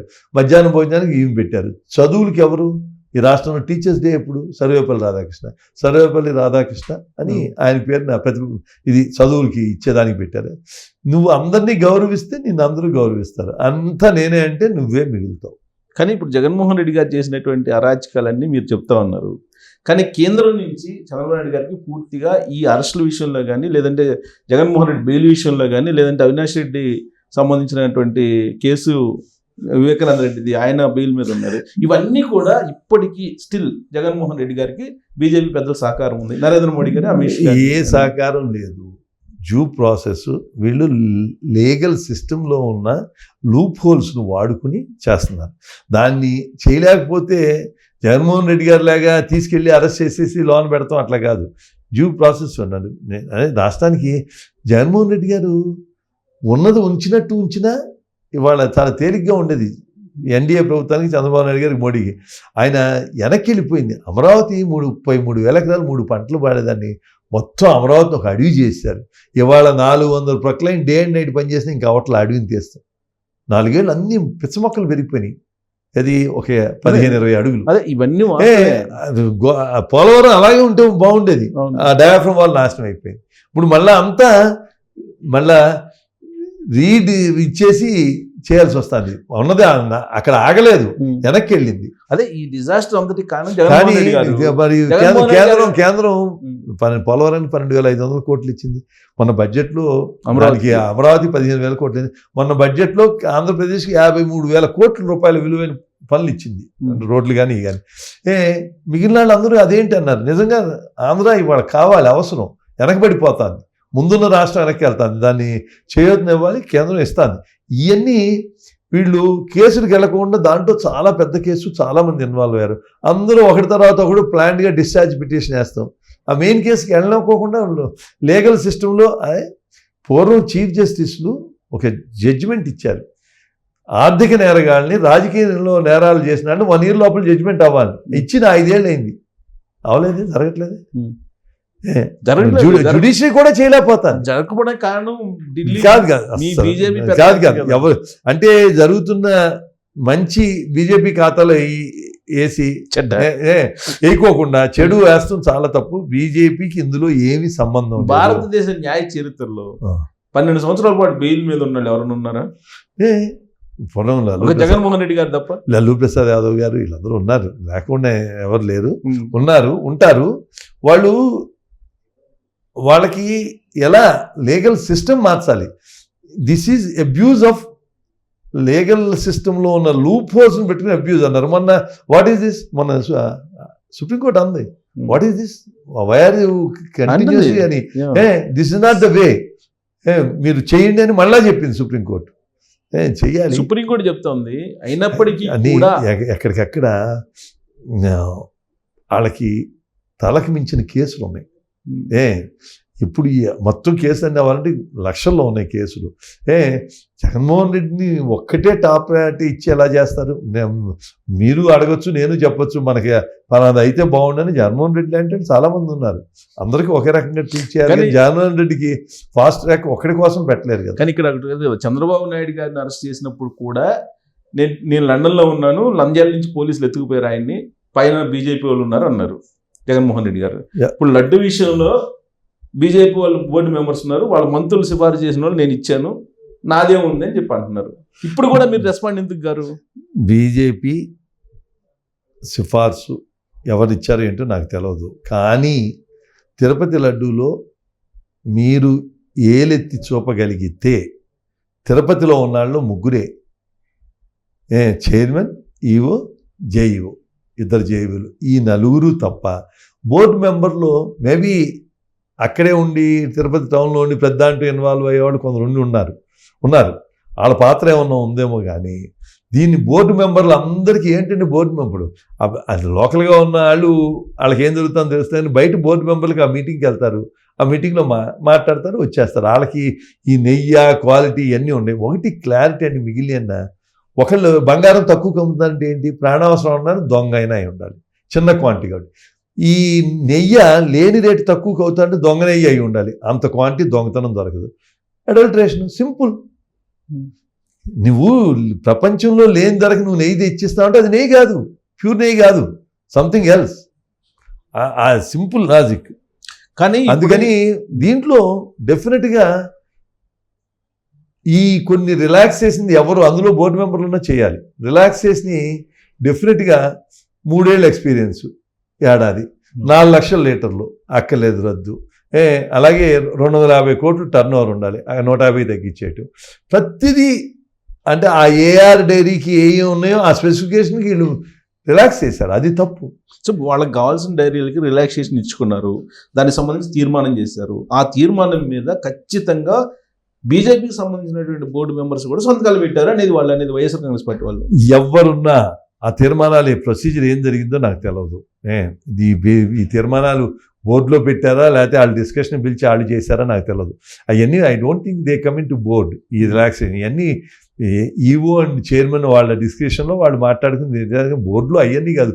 బోర్డులో మనం తిరుపతికి వచ్చే దాన్ని రకరకాల రంగం ఫండింగ్ వస్తుంది, ఆ ఫండింగ్ ఎలా చేద్దాం, ఎలా ధర్మ వ్యాప్తికి ఏం చేయాలి, దేవుడి దగ్గర ఎలా వ్యాప్తి, ఫస్ట్ దేవుడు జరుగుతున్న ఎక్కడైనా లోపాలు ఉంటే సరి చేయటం, భక్తులకి ఏమన్నా కష్టాలు వస్తూ ఉంటే కామన్ మ్యాన్కి అది చేయటం, అట్లాంటి డిస్కషన్స్ అవి ఉంటాయి. కానీ ఇవన్నీ ఓన్లీ ఈ నలుగురే, ఇంకెవరిని అంటాం లేదు. ఈ నలుగురు పయ్యాళ్ళ ఆశీస్సులు లేకుండా చేయరు. ఇట్లాంటి పయ్యోళ్ళు అంటే పయ్యాళ్ళు ముఖ్యమంత్రి గారు, గవర్నమెంట్ సపోర్ట్. లేకపోతే ఒక రూలు ధర్మారెడ్డి గారు నాకు తెలుసు వ్యక్తిగతంగా, నేను కామెంట్ చేయను, కానీ ఆ పదవి ఐఏఎస్ పదవి. నువ్వు ఎవరినో నానాయేసిని తీసుకుని జేఈఓగా ఉన్నాడిని ఇంకెవ్వరిని వేయకుండా ఆయన్నే ఈఓ చేస్తాం, డెఫినెట్గా తప్పు. 5 ఏళ్ళు డిప్యుటేషన్, 5 ఏళ్ళు అన్ని సర్వీస్ రూల్కి వ్యతిరేకంగా ఆయన ఎలిజిబుల్ కూడా కాదు ఈఓగా ఉండడానికి చేశారు. There itself your intentions are not good. Tirupati నాకు తెలిసి జగన్మోహన్ రెడ్డి గారికి ఒక దేవుణ్ణి ఒక లైజనింగ్కు వాడుకున్నారు. వాళ్ళ పనులు మనం చాలా చూసాం. వచ్చే పెద్దలకి ఏ రకంగా చేస్తున్నారు, వాళ్ళ పెళ్ళిళ్ళకి ఎలా పంపారు వేద పండితుని అని. That's not correct. తిరుపతి దేవుడు ఉన్నది, భక్తులు ఇలవేల్పు మన నమ్మకానికి ఉన్నారు, దాన్ని వాళ్ళు స్వార్థానికి వాడుకున్నారు. ధర్మారెడ్డి గారిని నేను వ్యక్తిగతంగా క్రిటిసైట్లేదా, ఆ ఈవో అన్నాయని ఎలిజిబుల్ కాకుండా నాన్ ఎలిజిబుల్ ఎక్కడ సర్వీస్ ఎప్పుడు ఐఏఎస్ ఆడు ఉన్నారు. ఎప్పుడు ఈ స్థాయిలు మ్యాక్సిమం అయితే జేఈఓ ఎక్కువ, జేఈఓ కూడా ఐఏఎస్దే, జేఈఓ వస్తేనే ఎక్కువ. లాస్ట్ గవర్నమెంట్లో జేఈఓగానే ఉన్నాడు. ఈసారి ఆయన బాగా పెర్ఫామ్ చేశాడంటే, బాగా అంటే వాళ్ళకి కావాల్సిన విధంగా చేస్తున్నాడు కాబట్టి ఈఓగా 5 ఏళ్ళు ఉంచారు. ఇప్పుడు ప్రపంచ ఆధ్యాత్మిక కేంద్రం తిరుమల వెంకటేశ్వర స్వామికి ఏదన్నా అన్యాయం జరిగితే ఏం జరిగింది అనేది అందరికీ తెలుసు అని చెప్పి చెప్తున్నారు, అందరూ ప్రచారం చేస్తున్నారు. మీరు ప్రతిపక్షంలో ఉన్న, అధికారంలో ఉన్న, ఇక్కడ జరుగుతున్నటువంటి దాష్టికాల్ని మీరు కేంద్ర ప్రభుత్వానికి చేరవేయలేదా? మనకి కామన్గా ఇదంతా మన నాలెడ్జ్లో లేదు. ఒకటి మాత్రం కామన్, నాకు కూడా తిరుపతి లడ్డు ఇలా ఉందేంటి అనే ఫీలింగ్ వచ్చింది. వాసన రాదు, రుచి తేడా. పూర్వం అసలు లడ్డు ఇవ్వకముందే వాసన వచ్చేది. అది ఎక్కడ పెడితే ఆ గది కొంచెం తీపి నెయ్యి వాసనతో మనకి కొంచెం అదిగా అనిపించేది. అందుకని మూతేసి పెట్టమనేవాళ్ళం. అలా క్వాలిటీ తగ్గింది. ఎందుకు తగ్గింది? They have to answer. కానీ ఇలా మనకి ఎవరు తెలుస్తుందండి, తక్కువ రేటుకి గీ కొన్నారు, అడల్ట్రేట్ చేశారు, క్వాలిటీ బాగోలేదు, అన్నిట్లో దిగజారినట్టే అందులోనే దిగజారింది అనుకున్నాం. సో ఇప్పుడు మీ దాంట్లో సీడ్ ఫ్యాట్ ఉందనుకుంటున్నారా, లేదంటే మీరు రిపోర్ట్ మీ దగ్గర కూడా వచ్చి ఉంటుంది కదా, నాకు రాలా, లేదా ఈ పంది కొవ్వు లేదంటే ఇతర జంతువులు? మనం నమ్మాల్సింది తిరుపతిలో ఏమేమి ఉన్నాయని అనలైజ్ చేసే ల్యాబ్ లేదు అనేది. జగన్మోహన్ రెడ్డి గారు ఆ విషయంలో అబద్ధం చెప్పారు. బేసిక్ నాలెడ్జ్, బేసిక్గా దానికి ఎంత ఉంది పాలల్లో కానీ దీంట్లో కానీ ఆ మీటర్ ఉంటుంది దాని ఎంత స్ట్రెంగ్త్ ఫ్యాట్ ఉందని, అలాంటి ఏయో బేసిక్ నాలెడ్జ్ ఉన్నాయి కానీ దీనికి చేయాలంటే ల్యాబులు, వీళ్ళు పంపిన lab NDDB, national dairy development board అని, అసలు భారతదేశంలో ఈ పాల ఉత్పత్తిలో మొదలు అమూల్ పెట్టి అదే వాళ్ళది నేషనల్ డైరీ డెవలప్మెంట్, వాళ్ళు పంపిన రిపోర్ట్లో ఇవన్నీ ఉన్నాయి. అడల్టరేటెడ్ ఇవన్నీ ఈ అడల్టరేషన్స్ ఉన్నాయని చెప్పారు. ఏమీ లేవని చెప్పి మీ ప్రధానమంత్రి గారికి లెటర్ రాశారు కదా, ఆయన సుప్రీంకోర్టు చీజేకి రాశారు కదా, ఆయన అనుమానం ఉందని వ్యక్తం చేశారు కదా, ఏమీ లేదు, ఏమీ లేకుండానే కొవ్వు ఉందని చెప్పి ప్రచారం చేస్తున్నారని. జగన్మోహన్ రెడ్డి గారు చెప్పేదాన్ని ఎంతవరకు నమ్మగలదు మనం, ఎంతవరకు నమ్మాలి? ఆయన తప్పు చేశాను, నేను తప్పు చేశాను ఎప్పుడన్నా ఒప్పుకున్నాడా? మీరు ఆయన చేసిన తప్పుల్లో కూడా నాది ఇది తప్పు, మా వాళ్ళు అట్లీస్ట్ తను తప్పు చేయకపోయినా తన తప్పు తను అహం అడ్డు రావచ్చు, మా వాళ్ళు ఈ తప్పు చేస్తున్నారు ఇది కరెక్ట్ కాదు అని ఎవరినైనా ఖండించారా? శవాన్ని చంపేసి డ్రైవర్ని డోర్ డెలివరీ చేసిన అని కూడా పక్కన కూర్చోబెట్టుకుంటారు. లేకపోతే చంద్రబాబు నాయుడు గారు ఒక వార్త రాగానే అది నిజమా కాదా కనుక్కుని కొందరు ఎమ్మెల్యేల మీద వస్తే ఆయన పిలిచి మందలించారు. ఒక ఎమ్మెల్యే మీద నెప్ప వస్తే పార్టీని సస్పెండ్ చేశారు. జగన్మోహన్ రెడ్డి ఆయన చరిత్రలో ఒక్కరి మీద యాక్షన్ తీసుకున్నారు. నా పార్టీ వాళ్ళు, నేను, అందరూ దేవుళ్ళు, పుణ్యాత్ములు, ఎదురాళ్ళు అందరూ చెడ్డాళ్ళు. అది తప్పు. అన్ని పార్టీల్లో మంచాళ్ళు చెడ్డాళ్ళు ఉంటారు. ఆయన మాత్రం ఆ నమ్మకంతో అందరినీ ప్రొటెక్ట్ చేశాడు. ఆయన చెప్పే నిజాలు, ఆయన ఏది చెప్తే అది జనం నమ్ముతారు అనుకున్నారు. ఒకప్పుడు నమ్మారు, ఇవాళ నమ్మట్ల. ఆయన అసలు ఒక ధర్మాన్ని గౌరవించాలి. చర్చికి వెళ్తే ఏం చెప్తే అది చేస్తాను నేను. చెప్పులు వేసుకుని చర్చిలోకి వెళ్ళను. అక్కడ ఏం చెప్తే అక్కడ మౌనంగా పాటిస్తాం. మసీదుకి వెళ్తే అంతే, వాళ్ళు టోపీ పెడతారు, పెట్టి వాళ్ళ దాంట్లో కూర్చొని చేస్తాం. అందరినీ మనం ఎవరో హగ్ చేసుకోం, అందరూ హగ్ చేసుకుంటారు. వాళ్ళ పద్ధతులు పాడు. ఈయన అసలు బేసిక్గా సోనియా గాంధీ గారు,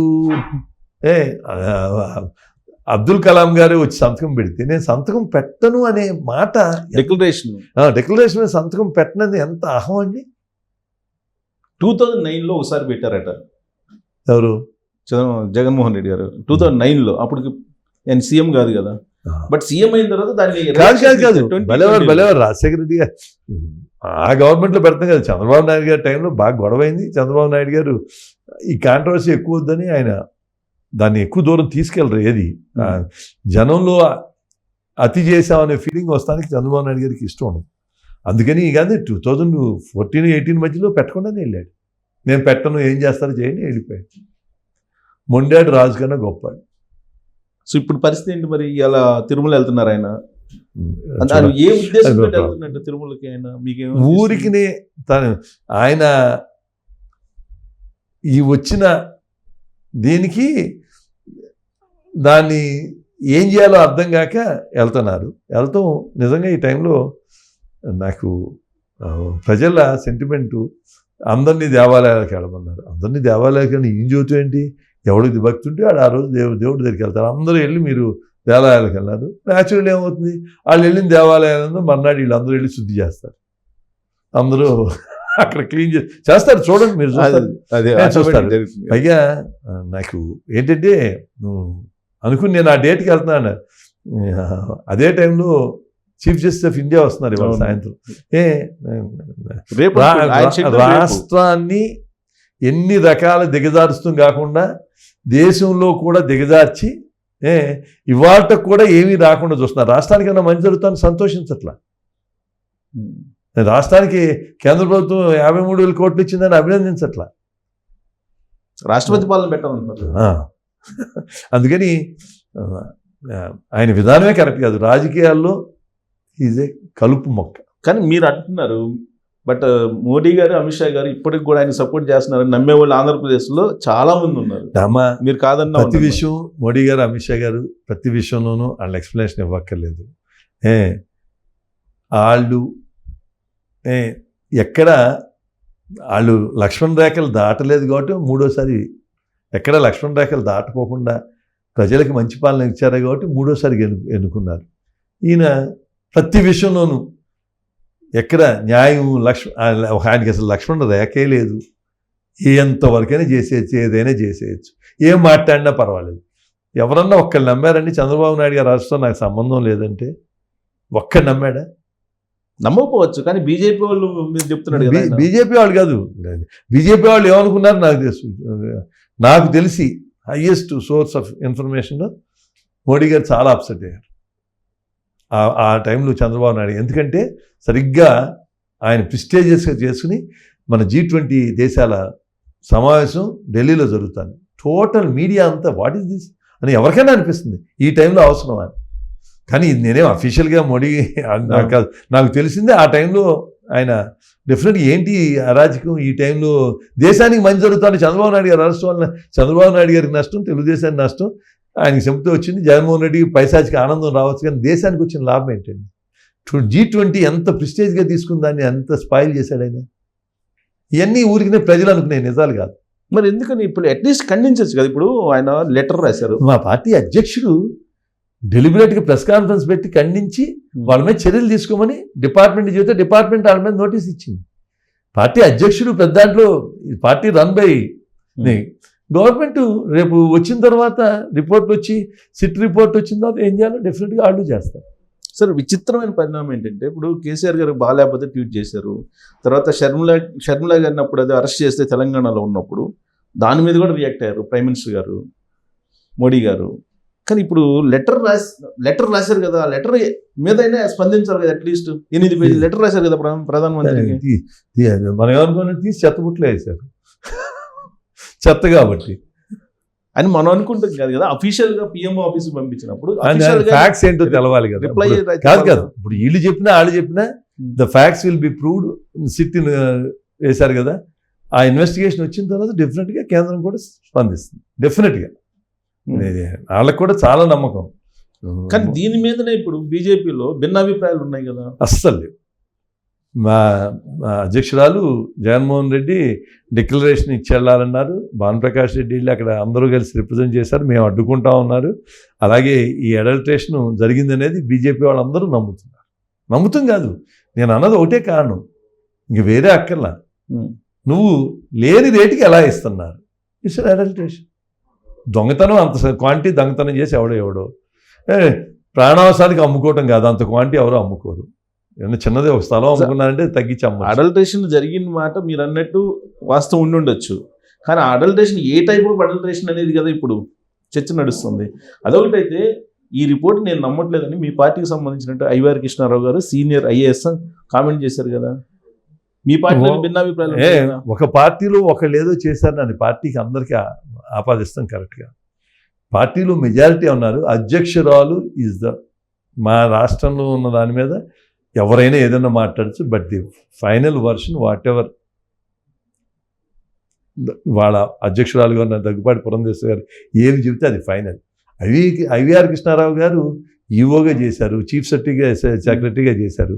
ఆయనకి ఉన్నారు కదా, మా పార్టీలో ఉన్నారు, డెఫినెట్గా పార్టీలో ఉన్నారు. ఆయన ఎందుకు చేశారనేది నేను సమాధానం చెప్పలేను. బట్ డెఫినెట్గా ఇలా జరిగినప్పుడు ప్రజల సెంటిమెంట్కి వ్యతిరేకంగా మాట్లాడటం తప్పు డెఫినెట్గా. మరి ఇలాంటప్పుడు కనీసం షోకాజ్ నోటీస్ అని ఇవ్వాలి కదా. క్రమశిక్షణ గల పార్టీ అంటారు కదా బీజేపీ. అంత భిన్నాభిప్రాయాలు వ్యక్తం అవుతున్నప్పుడు ఆయన IAS సీనియర్ IAS చీఫ్ సెక్రటరీగా చేశారు, కొంచెం ఉన్నారు. బట్ ఆయన ఎందుకు ఇచ్చారు అనేది ఆయన అడగాలి. ఇస్తే మాత్రం తప్పు. He has no right. ఆయన పర్సనల్గా ఇచ్చారు, దానికి ఎవరేం చేయలేడు. నేను ఇవాళ క్లియర్గా చెప్పగలను, ఐవీఆర్ కృష్ణారావు గారు ఇచ్చింది ఆయన personal opinion, not the opinion of the party 100%. So ఇంత పెద్ద ఇష్యూ జరుగుతున్నప్పుడు మాజీ ఏపీ బీజేపీ అధ్యక్షుడు కానీ లేదా విష్ణువర్ధన్ రెడ్డి అనే ఒక క్యాబినెట్ ర్యాంకు నామినేటెడ్ పోస్టులో ఒకప్పుడు చేసిన ఆయన కానీ, మాధవ్ గారు కానీ కీలకమైనటువంటి వాళ్ళు కదా, జీవీఎల్ గారు కానీ. జీవీఎల్ గారు ప్రతిదానికి వస్తారు కదా. వీళ్ళు ఎందుకని తేలుగుట్టిన ఏదో అంటారు అలా ఉన్నారు. వాళ్ళు ఎందుకు ఇవ్వలేదు అనేదానికి నేను కాదు కదా సమాధానం చెప్పేసి, మా అధ్యక్షురాలు ఏది చెప్తే అది ఫాలో అంటే నా ఒపీనియన్ నేను చెప్పాను. నా ఒపీనియన్ ఇప్పుడున్న అందరూ 8 మంది ఎమ్మెల్యేలు నిన్న మాట్లాడుకున్నాం కాన్ఫరెన్స్లో. నిన్న పొద్దున్న 9:30 కాన్ఫరెన్స్ పెట్టారు. 3 ఎంపీలు 8 మంది ఎమ్మెల్యేలు మా సంఘటన కార్యదర్శి అందరూ ఉన్న ఆఫీస్ మెయిన్ బ్యారర్స్, జనరల్ సెక్రటరీలు, వైస్ ప్రెసిడెంట్ అందరిది ఇదే ఒపీనియన్. Declaration మీద, మీరు చెప్పేది డిక్లరేషన్ మీద. డిక్లరేషనే కాదు, తిరుపతి లడ్డు మీద కూడా, ఆలయాలకు వెళ్తాం మీద కూడా అన్నీ. అందుకని మా అందరిది ఒక ఒపీనియన్. ఎవరో మీరు వేలెత్తి పలానా వాళ్ళు చేయలేదు అంటే నాకు ఎలా వాళ్ళతో నేను మాట్లాడలేదు, వాళ్ళ ఉద్దేశం వాళ్ళకి ఈ కామెంట్ చేస్తాం ఇష్టం నాకు చేయలేదేమో, వాళ్ళేమి ఫర్గా ఏమీ ఇవ్వలేదే. ఒక కృష్ణారావు గారు అన్నారు, అది పర్సనల్ ఒపీనియన్ చెబుతున్నా కదా, it's not the opinion of the party. I'm telling you, ఎందుకంటే నేను పురంధేశ్వరి గారితో అఫీషియల్గా మాట్లాడా కాబట్టి చెబుతున్నాను. సార్, నాకున్న ఇన్ఫర్మేషన్, నేను 25 సంవత్సరాల నుంచి జర్నలిజంలో 26 సంవత్సరాల నుంచి ఉన్నా. ఒక కేంద్ర మంత్రి మీరు ఈ ఇష్యూలో ఏం మాట్లాడొద్దని చెప్పారు కాబట్టి అందుకని ఎవరు మాట్లాడలేదు బీజేపీ వాళ్ళు. నేను ఆ బీజేపీ పార్టీ అందుకే మిమ్మల్ని అడుగుతున్నా. కాదు, అస్సలు అలాంటి ఇన్స్ట్రక్షనే లేదు. సత్యకుమార్ గారు ఆయన ఎంత బిట్టర్గా క్రిటిసైజ్ చేస్తున్నారు. కేంద్ర మంత్రి వద్దంటే పార్టీ లైన్ అదైతే సత్యకుమార్ గారు మాట్లాడతారా, చౌదరి గారు మాట్లాడుతున్నారు, అందరూ ఎమ్మెల్యేలు అందరూ బిట్టర్గా క్రిటిసైజ్ చేస్తున్నారు. ఇది విష్ణుకుమార్ రాజు చాలా అందరూ మాట్లాడుతున్నారు. మా కేంద్ర మంత్రి సీఎం రమేష్ ఎలా మీ కేంద్ర మంత్రి మాట్లాడలేదు కదా, ఏపీకి సంబంధించినటువంటి మాట్లాడారు భలేవారు. వర్మ మాట్లాడారు, కావాలంటే ఇప్పుడు మీతో మాట్లాడిస్తాను. చాలా గట్టిగా మాట్లాడాడు, నిన్న కాన్ఫరెన్స్లో చెప్పాడు, చాలా అన్యాయం వీళ్ళు చేసి ఇంకా సిగ్గు లేకుండా ఏమో ఏ రకంగా బయటకు వస్తున్నారని. సో ఇప్పుడు డిక్లరేషన్ ఇవ్వకుండా జగన్మోహన్ రెడ్డి వెళ్ళటానికి సిద్ధపడతారు. అది ప్రభుత్వం, ఎన్డీఏ ప్రభుత్వం అక్కడ, అది నేను అనుకోవటం ఈ విషయంలో ప్రభుత్వానికన్నా దేవస్థానం యొక్క మేనేజ్మెంట్, అక్కడ ఉన్న ఈవో చైర్మన్ లేడు కాబట్టి ఈవో, అక్కడ ఉన్న అధికారులు వాళ్ళు ఎలా డీల్ చేస్తారో చూద్దాం. మీకు 24 hours అన్నీ తెలిసిపోతాయి. ఏదైనా ప్లెయిన్గా సాఫీగా పవన్ కళ్యాణ్ గారు ఏం చెప్పారు, ఇది తిరుపతి దేవస్థానం వాళ్ళు చూసుకోవాల్సిన విషయం, మిగిలిన వాళ్ళు దీంట్లో ఎంటర్ కాదు, చెయ్యాలా లేదా అనేది జగన్మోహన్ రెడ్డి గారి దీనికి వదిలేద్దాం, చెయ్యాలి కానీ చేస్తాడో లేదో ఆయన ఇష్టం అని చెప్పారు. అది correct decision. I fully endorse ఆయన చెప్పిందని. చంద్రబాబు నాయుడు గారు కూడా అదే ఉద్దేశంలో ఉంటారు. సో ప్రతి రాష్ట్రంలో కేంద్ర ప్రభుత్వం ఏదో ఒక సందర్భంలో ఇన్వాల్వ్ అవుతుంది, ఐటీనో ఈడీనో లేకపోతే ఇంకోటో ఏదో కారణం చెప్తారు. ఇంత ఇష్యూ జరుగుతున్నప్పుడు మీరు చూసుకోండి, కూటమిలో మీరు అక్కడ ఉన్నారు కదా అని చెప్పి వాళ్ళు మీ మీద ఇట్లేదా కేంద్ర ప్రభుత్వానికి సంబంధించి బాధ్యులు? అసలు కేంద్రం ఎప్పుడు ఎంతవరకు అవ్వాలి మా పార్టీ యొక్క ఉద్దేశాలు పార్టీ ప్రెసిడెంటే చెప్పాలండి.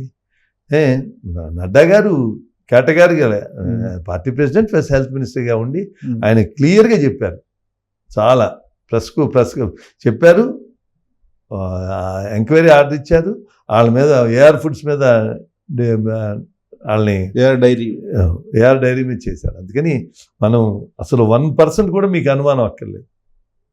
సార్, మీరు ఏదైనా ముక్కుసూటిగా మాడతారో దాచుకోరు అనుకుంటున్నాం. దాదాపు కూటమిలో ఏమి విభేదాలు లేవా, అభిప్రాయ భేదాలు లేవా? కొన్ని ఎవ్వరు చిన్నవి కొన్ని కాన్స్టిట్యున్సీల్లో ఎక్కడ ఉండొచ్చు, ఉంటాయి కూడా, కానీ పెద్ద నాయకుల్లో ఎవరిలోనూ కూటమి అంటే presidents of the parties, next legislatures of the parties, ministers, వీళ్ళల్లో ఎక్కడ నాకు తెలిసి మనం చెప్పుకోదగ్గంత లేవు. ఓకే, డెఫినెట్గా. సో మీరు చెప్పింది నమ్ముతున్నాం, ఎందుకంటే రకరకాలుగా వినిపిస్తున్నాయి బయట. లేదు, ఈవెన్ వైసీపీ వాళ్ళే చెప్తున్నారు కదా. వైసీపీ వాళ్ళు ఏమన్నా చెప్పనండి, డెఫినెట్గా చంద్రబాబు నాయుడు గారు, పవన్ కళ్యాణ్ గారు, ఇప్పుడు మా అధ్యక్షురాలు పురంధేశ్వరి గారు, మోడీ గారు చంద్రబాబు నాయుడు గారికి ఎంత గౌరవంగా ఎంత అన్నిటికీ పిలిచి అన్నిటిలోనూ చేసి, పవన్ కళ్యాణ్ గారికి అందరూ మోడీ గారు, పవన్ కళ్యాణ్ గారు, వీళ్ళు మా పురంధేశ్వరి గారు అందరూ ఒక మాట మీద ఉన్నారు. ఎక్కడ ఒక్క మాట కూడా తేడా రాలేదు ఇప్పుడు దాకా. వాళ్ళు ఒకటి అంటాం, మేము అంటాం, ఇప్పుడు దాకా జరగదు, ఒక మాట మీద. మీరేమో ప్రాయశ్చిత్త దీక్షలు చేస్తున్నారు కూటమి తరపు నుంచి, తప్పు చేశారు కాబట్టి వాళ్ళు ప్రాయశ్చిత్తానికి వెళ్ళారని చెప్పంటున్నారు వైసీపీ వాళ్ళు. మీరు లేని దాన్ని ఉన్నట్టు క్రియేట్ చేసి మత రాజకీయాలు నడుపుతున్నారు అనేది వాళ్ళ అభిప్రాయం.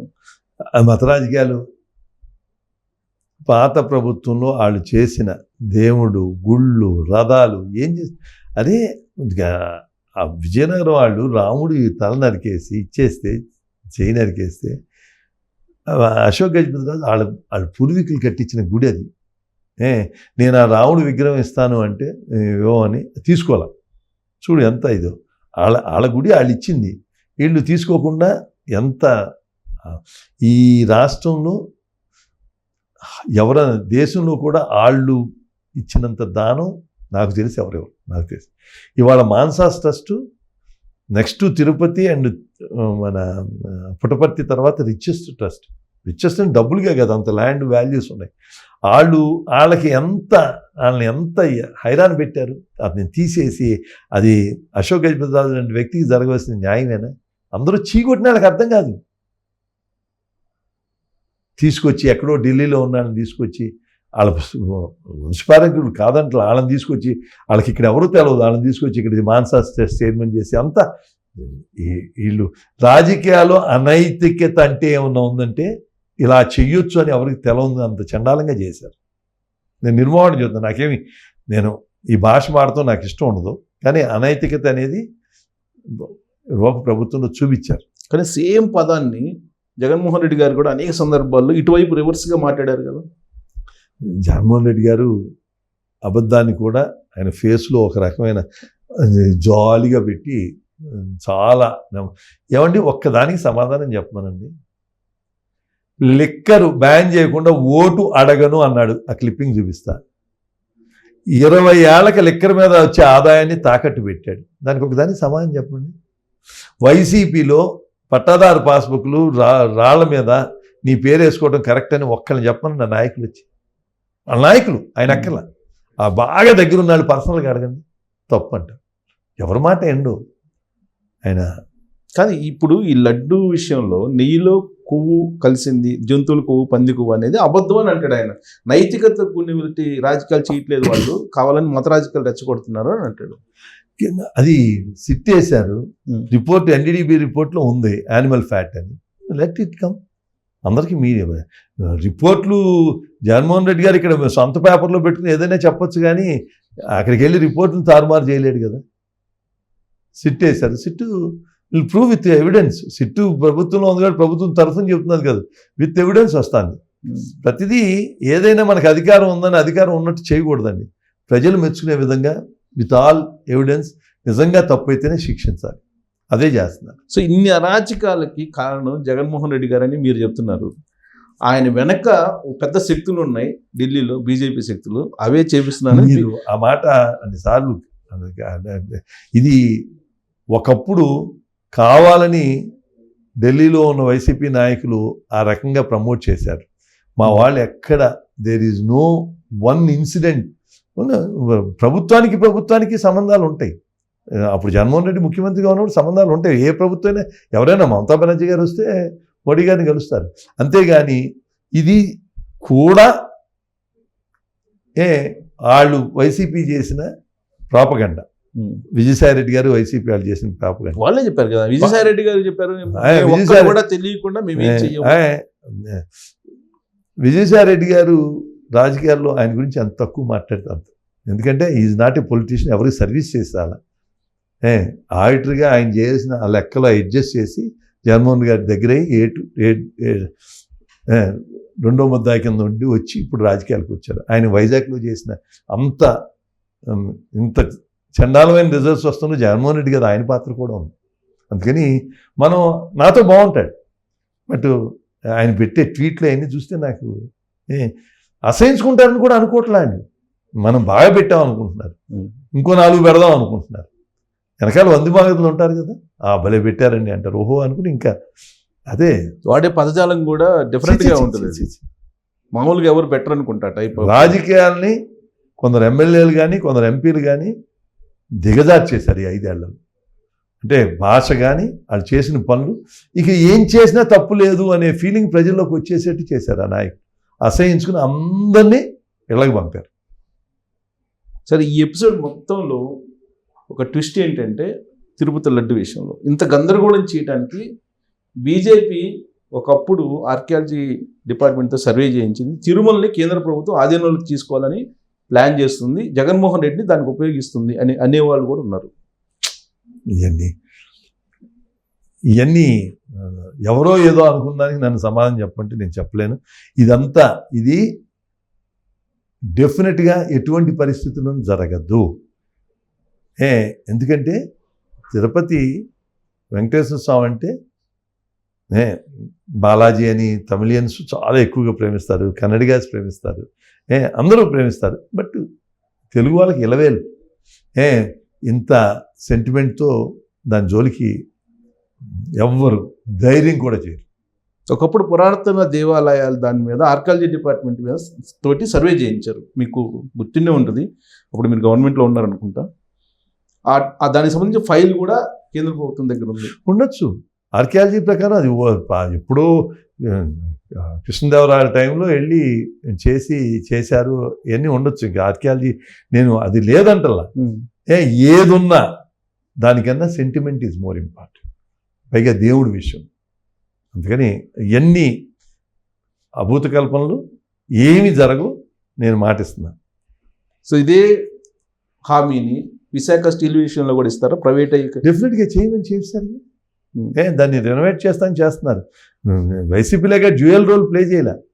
వాళ్ళు ఎక్కడే పార్లమెంట్లో వెళ్ళి ఎక్కడ గట్టిగా ఎక్కడ పోరాడారు, ఎక్కడ చేశారు. ఇప్పుడు అందరూ మా వాళ్ళు చేశారు. Central minister, state minister, Srinivas Varma steel minister. డెఫినెట్గా జరగదు, మీకు చెబుతున్నా. అయిపోయింది ఆ ప్రాసెస్. సో అది జనరల్ పాలసీ అదే. అది అన్ని పబ్లిక్ సెక్టర్ అండర్టేకింగ్స్ ప్రభుత్వం నడపాలి, కానీ విమానాలు నడుపుతూ హోటళ్ళు పెడతాం ఈ కాదు ప్రభుత్వం చేస్తుంది. అవి ప్రోత్సహించాలి, ఇండస్ట్రీస్ పెడతాం.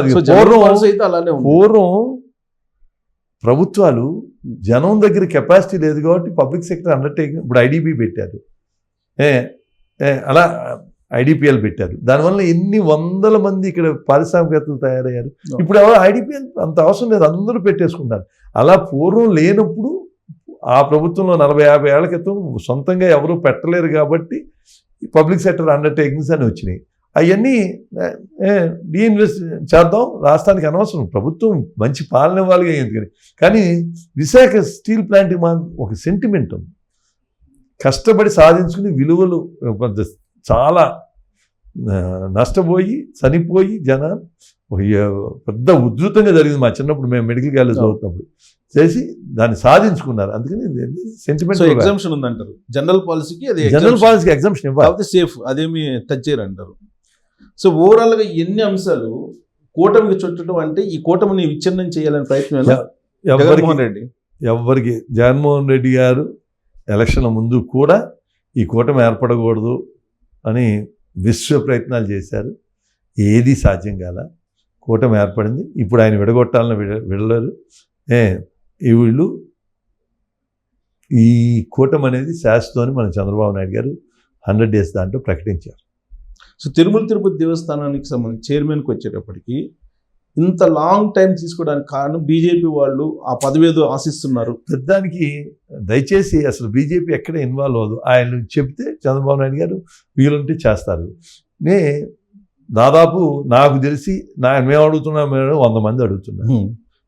అంతే చైర్మన్ కోసం 15-20 మంది ఎక్స్పెక్ట్ చేస్తారు. అందుకని అది కష్టమైందే కానీ బీజేపీ రూల్ ఏమీ లేదు దీంట్లో. మీకు తెలిసినంత వరకు నామినేటెడ్ పోస్టులు లేట్ కావడానికి కారణం ఏంటి? డెఫినెట్గా ఆశించే వాళ్ళు ఎక్కువ ఉన్నారు. అందరినీ అన్ని సమతుల్యం చేసి అన్ని కులాలు, ప్రాంతాలు, పార్టీలను సమతుల్యం చేసి చక్కగా మొన్న ఇచ్చినప్పుడు చేశారు. ఒక లిస్ట్ ఇచ్చారు, ఇంకా ఇస్తారు, అంతే తప్ప దేర్ ఇస్ నో. సో ఫైనల్గా సార్, చాలామంది ఎదురు చూస్తుంది. మళ్ళీ మీరు ఒకవేళ మీరు ఇసుక్కున్నా కానీ అడిగే క్వశ్చన్ ఏంటంటే జగన్మోహన్ రెడ్డి గారిని ఎప్పుడు అరెస్ట్ చేసే అవకాశం ఉంది?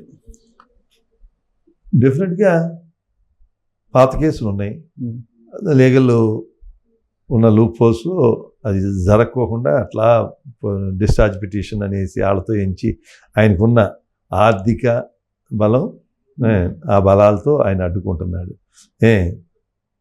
కానీ ఇంకెప్పుడు జరుగుతున్నాయి, ఎన్ని బయటకు వస్తే తెలియదు. లిక్కర్లో ఏమొస్తుందో తెలియదు, శాండ్లో ఏమొస్తుందో తెలియదు, మైన్స్లో ఏమొస్తుందో తెలియదు, పోర్టుల్లో ఏమొస్తుందో తెలియదు. ఇవన్నిట్లోనూ ఆ చేసిన వాళ్ళు అందరూ అప్రూవర్గా మారుతారు. మాట్లాడి చెప్తే డెఫినెట్గా ఆయనకి ఈ కేసుల్లోనే పడచ్చు.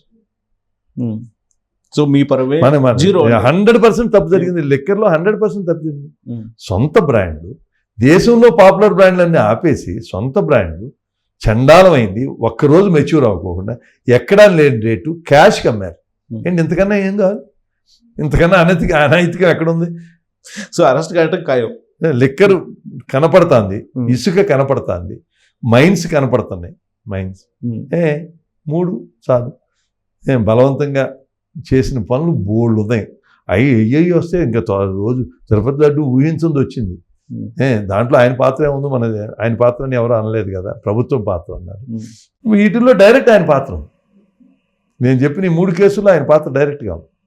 సో ఈ కేసులన్నీ విచారణ జరిగి ఆయన అరెస్ట్ అవుతారా లేదని అందరూ ఎదురు చూస్తున్నారు చాలా మంది. ఈ లోపే మధ్యంతర ఎన్నికలు రాబోతున్నాయి. 2026 అక్టోబర్లోనే ఎన్నికలు అని అంటున్నారు.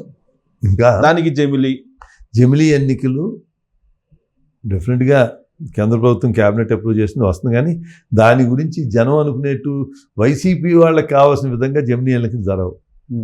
దేశానికి ఏది ఉపయోగం ఆ రకంగా జరుగుతుంది. అన్ని రాష్ట్రాలని ఒకసారి తీసుకొచ్చి, లేకపోతే ఏ పెద్ద పెద్ద దేశాలు ప్రతి ఏడాది ఒక ఎలక్షన్ ఉంటుంది. డెవలప్మెంట్ ఎట్లా ఉంటుంది? Election code, up and downs. ఒక ప్రభుత్వం ఒకసారి ఎన్నికైన తర్వాత 5 ఏళ్ళు చేయాలి. వాళ్ళు బాగా చేస్తే మళ్ళీ ఎన్నుకుంటా, లేకపోతే లేదు. ఈ లోపల ఇన్ని రకాలుగా ఇన్ని ఎలక్షన్లు ఉండటం కరెక్ట్ కాదు. జమిలీ ఎన్నికలు డెఫినెట్గా దేశ శ్రేయస్సు ఆలోచించేవాడు ఎవరైనా సరే జమిలీ ఎన్నికలు రావాలనే కోరు. మీరు జమిలీ అనగానే నెక్స్ట్ ఇయర్ ఎలక్షన్ వస్తే మీరు పార్టీ నుంచి వెళ్ళమాకండి అని చెప్పి ఆయన అలర్ట్ చేస్తున్నారు కదా జగన్మోహన్ రెడ్డి గారు. జమిలీ ఎన్నికలు వచ్చినా ఏ ఎన్నికలు వచ్చినా జగన్మోహన్ రెడ్డి గారిని ప్రజలు నమ్మే పరిస్థితి లేదు. ఆయన మారితే నమ్మవుతారు. ఆయన మారట్లేదు. ఆయన కానీ ఆయన వెనకాల ఉన్నాళ్ళు మారట్లా. వాళ్ళు మాట్లాడే భాష ఇవాళకి అలాగే ఉంది. వాళ్ళ పేర్లు చెప్పను, కానీ అందరూ అదే రకంగా మాట్లాడుతున్నారు. ప్రజల్లో ఇంకా ఒక మనం శాశ్వతంగా హాయిగా గాలి పీల్చుకుంటాం, ఫ్రీగా ఉన్నాం, స్వాతంత్రం వచ్చింది. ఈ దేశానికి పెద్దాళ్ళకి తప్ప చిన్నాళ్ళు ఎవరికి స్వాతంత్రం వచ్చిందా అంటే ఎట్లాంటి ఫీలింగ్ ఉంది. ఈసారి చూపించారు జగన్మోహన్ రెడ్డి గారు స్వాతంత్రం అంటే ఇది ఇలా ఉంటుంది. అప్పుడు అంతకుముందు అలా ఉండేది కావాలని, స్వాతంత్రం అంటే ఇంత ఆనందం ఉంటుందా అని ఇప్పుడు మన ఎలక్షన్లో ప్రజలకు చూపించారు. సో వైఎస్ఆర్ కాంగ్రెస్ పార్టీ నుంచి వస్తే కనుక లీడర్స్ చాలా మంది వస్తున్నారు కదా, మీరు తీసుకుంటారా బీజేపీ వాళ్ళు? ఆలోచించి వైఎస్ఆర్సీపీలో ఉన్న వాళ్ళందరూ చెడ్డాళ్ళని నేను అంటలా, మంచాళ్ళు. స్థానిక పరిస్థితులు బట్టి అందరితో మాట్లాడుకుని వేరే పార్టీలతో కూడా మాట్లాడాలి. నీకు తెలుగుదేశం మీద, జనసేన మీద, పవన్ కళ్యాణ్ గారి మీద అనుచిత కామెంట్లు చేసి మా దగ్గరికి వస్తానంటే ఎలా చేర్చుకుంటాం? అలా కాకుండా సాత్వికులు మంచాళ్ళు ఉంటే ఎప్పుడైనా చేర్చుకుంటాం. సో బీజేపీ అనేది కొంచెం కరప్షన్ పీపుల్ అందరూ వస్తే చేర్చుకొని వాళ్ళని క్లీన్ చిట్ చేస్తుంది అనేటువంటి ఒక అభిప్రాయం కూడా ఉంది కదా. ఏమండి, దేశంలో ఇవాళ దాకా 11 ఏళ్ళు ఒక్క ఆరోపణ లేకుండా ప్రధానమంత్రి గారు, మీరు ఎంతమంది ఉంటారు? మీరు ఒకసారి పాజిటివ్గా ఆలోచించండి. ప్రధానమంత్రి అయితే వాళ్ళ బ్రదర్స్, మదర్ వాళ్ళందరూ ఎక్కడ ఉంటారండి? అసలు వాళ్ళకి ఎంత ఎవడు పని వాళ్ళు చేసుకున్న మదర్ అని చనిపోయారు. బ్రదర్ ఎవరో కూడా మనకి ఇవాళ ముఖ్యమంత్రులు బ్రదర్సు, ముఖ్యమంత్రులు బావమదులు యథాపెత్నం చేస్తున్నారు. అసలు ఎక్కడన్నా మోడీ గారికి ఎవరన్నా వాళ్ళు ఉన్నారా? ఎక్కడన్నా స్వార్థానికి ఆయనకి ఏమన్నా పెద్ద ఇది చేసుకుని బిల్డింగులు కట్టుకుని ఇది ఉన్నాయి? ఆయన అలా ఆ జీవితం నడుస్తా ఒక ఆదర్శం అంటే ఇలా ఉండాలని చూపిస్తే దాంట్లో కరప్ట్ ఎక్కడ చిన్న చిన్న లోపాలు ఉంటాయి. అన్నీ నేను అనే ఇక్కడ జరిగే దానికి మనం భూతత్వంలో చూడాల్సిన అవసరం లేదు. సో ఫైనల్గా చంద్రబాబు గారి క్యాబినెట్లో ఒక ఖాళీ ఉంది కదా, ఇంకా ఆ ఖాళీ కామినేని శ్రీనివాస్ గారితో భర్తీ చేసే అవకాశం ఉందా? లేదు, అసలు ఆ ఆలోచన కూడా లేదు. వాళ్ళు ఎందుకు పెట్టారనేది నాకు నిజంగానే తెలియదు. ఆ ఛాన్స్ ఆలోచన ఉందని నేను అనుకోవట్లేదు. వాళ్ళు ఎందుకు పెట్టారు అది చంద్రబాబు నాయుడు గారే చెప్పారు. మీరైతే అప్రోచ్ కావట్లేదా? లేదు. నెక్స్ట్ అంటే జనరల్గా ఎక్స్పెన్షన్ అయితే ఉంటుంది కదా, ఏదో ఒక రోజు ఉంటుంది, లేదా మార్పులు ఉంటాయి. ఆల్రెడీ మొన్ననే అనౌన్స్ చేశారు ఆయన, కొంతమంది పనితీరు బాగాలేదు నేను మార్చేసుకుంటానని. అలాంటి సమయంలో మా మా పార్టీ వరకు మా పార్టీ అధిష్టానం ఏం చెప్తే చంద్రబాబు నాయుడు గారు అదే చేస్తారు. కానీ మా పార్టీలో చంద్రబాబు నాయుడు గారు మీరుండండి అనే ఆ ఛాన్స్ లేదు. సో మీ పార్టీ నుంచే ఆదేశం రావాలి. మా పార్టీ నుంచి ఆదేశాలు రావాలి. పవన్ కళ్యాణ్, జనసేన నుంచి పవన్ కళ్యాణ్ గారు, తెలుగుదేశం చంద్రబాబు నాయుడు, ఇది అంతా కలిపి ఎన్డీఏ కూటమి. సో మీ వైపు నుంచి పోనీ మీ పార్టీ అధిష్టానం నుంచి వచ్చే అవకాశం ఉందా? అసలు నేను ఆ టాపిక్ ఎవరు ఎత్తలేకుండా ఎత్తను కూడా. సో ఇతరత్ర కీలక పోస్టులు ఉన్నాయి కదా క్యాబినెట్ సంబంధించి కొన్ని, వాటిలో ఏమన్నా నేను అడిగి ఎక్స్పెక్ట్ చేసి రాకపోతే నిరాశ ఎందుకు మనకి? I'm happy. అనుకున్నాం, గెలిచాం, ఈ దుర్మార్గ ప్రభుత్వం పోయింది, కైకలూరు చేయాల్సిన పనులు బోల్డ్ ఉన్నాయి, అందరూ నాకు గౌరవించి నేను ఏది అడిగినా ఇప్పుడు దాకా ఏ పని ఆగలేదు, ఇంకెందుకు నాకు? ఫైనల్ గోల్ ఏంటి సార్? ఆల్రెడీ రిటైర్మెంట్ ప్రకటించారు కాబట్టి మంచి పేరుతో డీసెంట్గా రాజకీయాల్లో ఎంట్రీ గొప్పగా ఉండదు, ఎగ్జిట్ చీప్ అనేదాకా ఉంటారు. నేను అలా కాకుండా మర్యాదగా ఎగ్జిట్ అవుదామని 20కి అయ్యాను. మళ్ళా జగన్మోహన్ రెడ్డి గారు నువ్వు తప్పదు రావాలని రీఎంట్రీ ఇప్పించారు.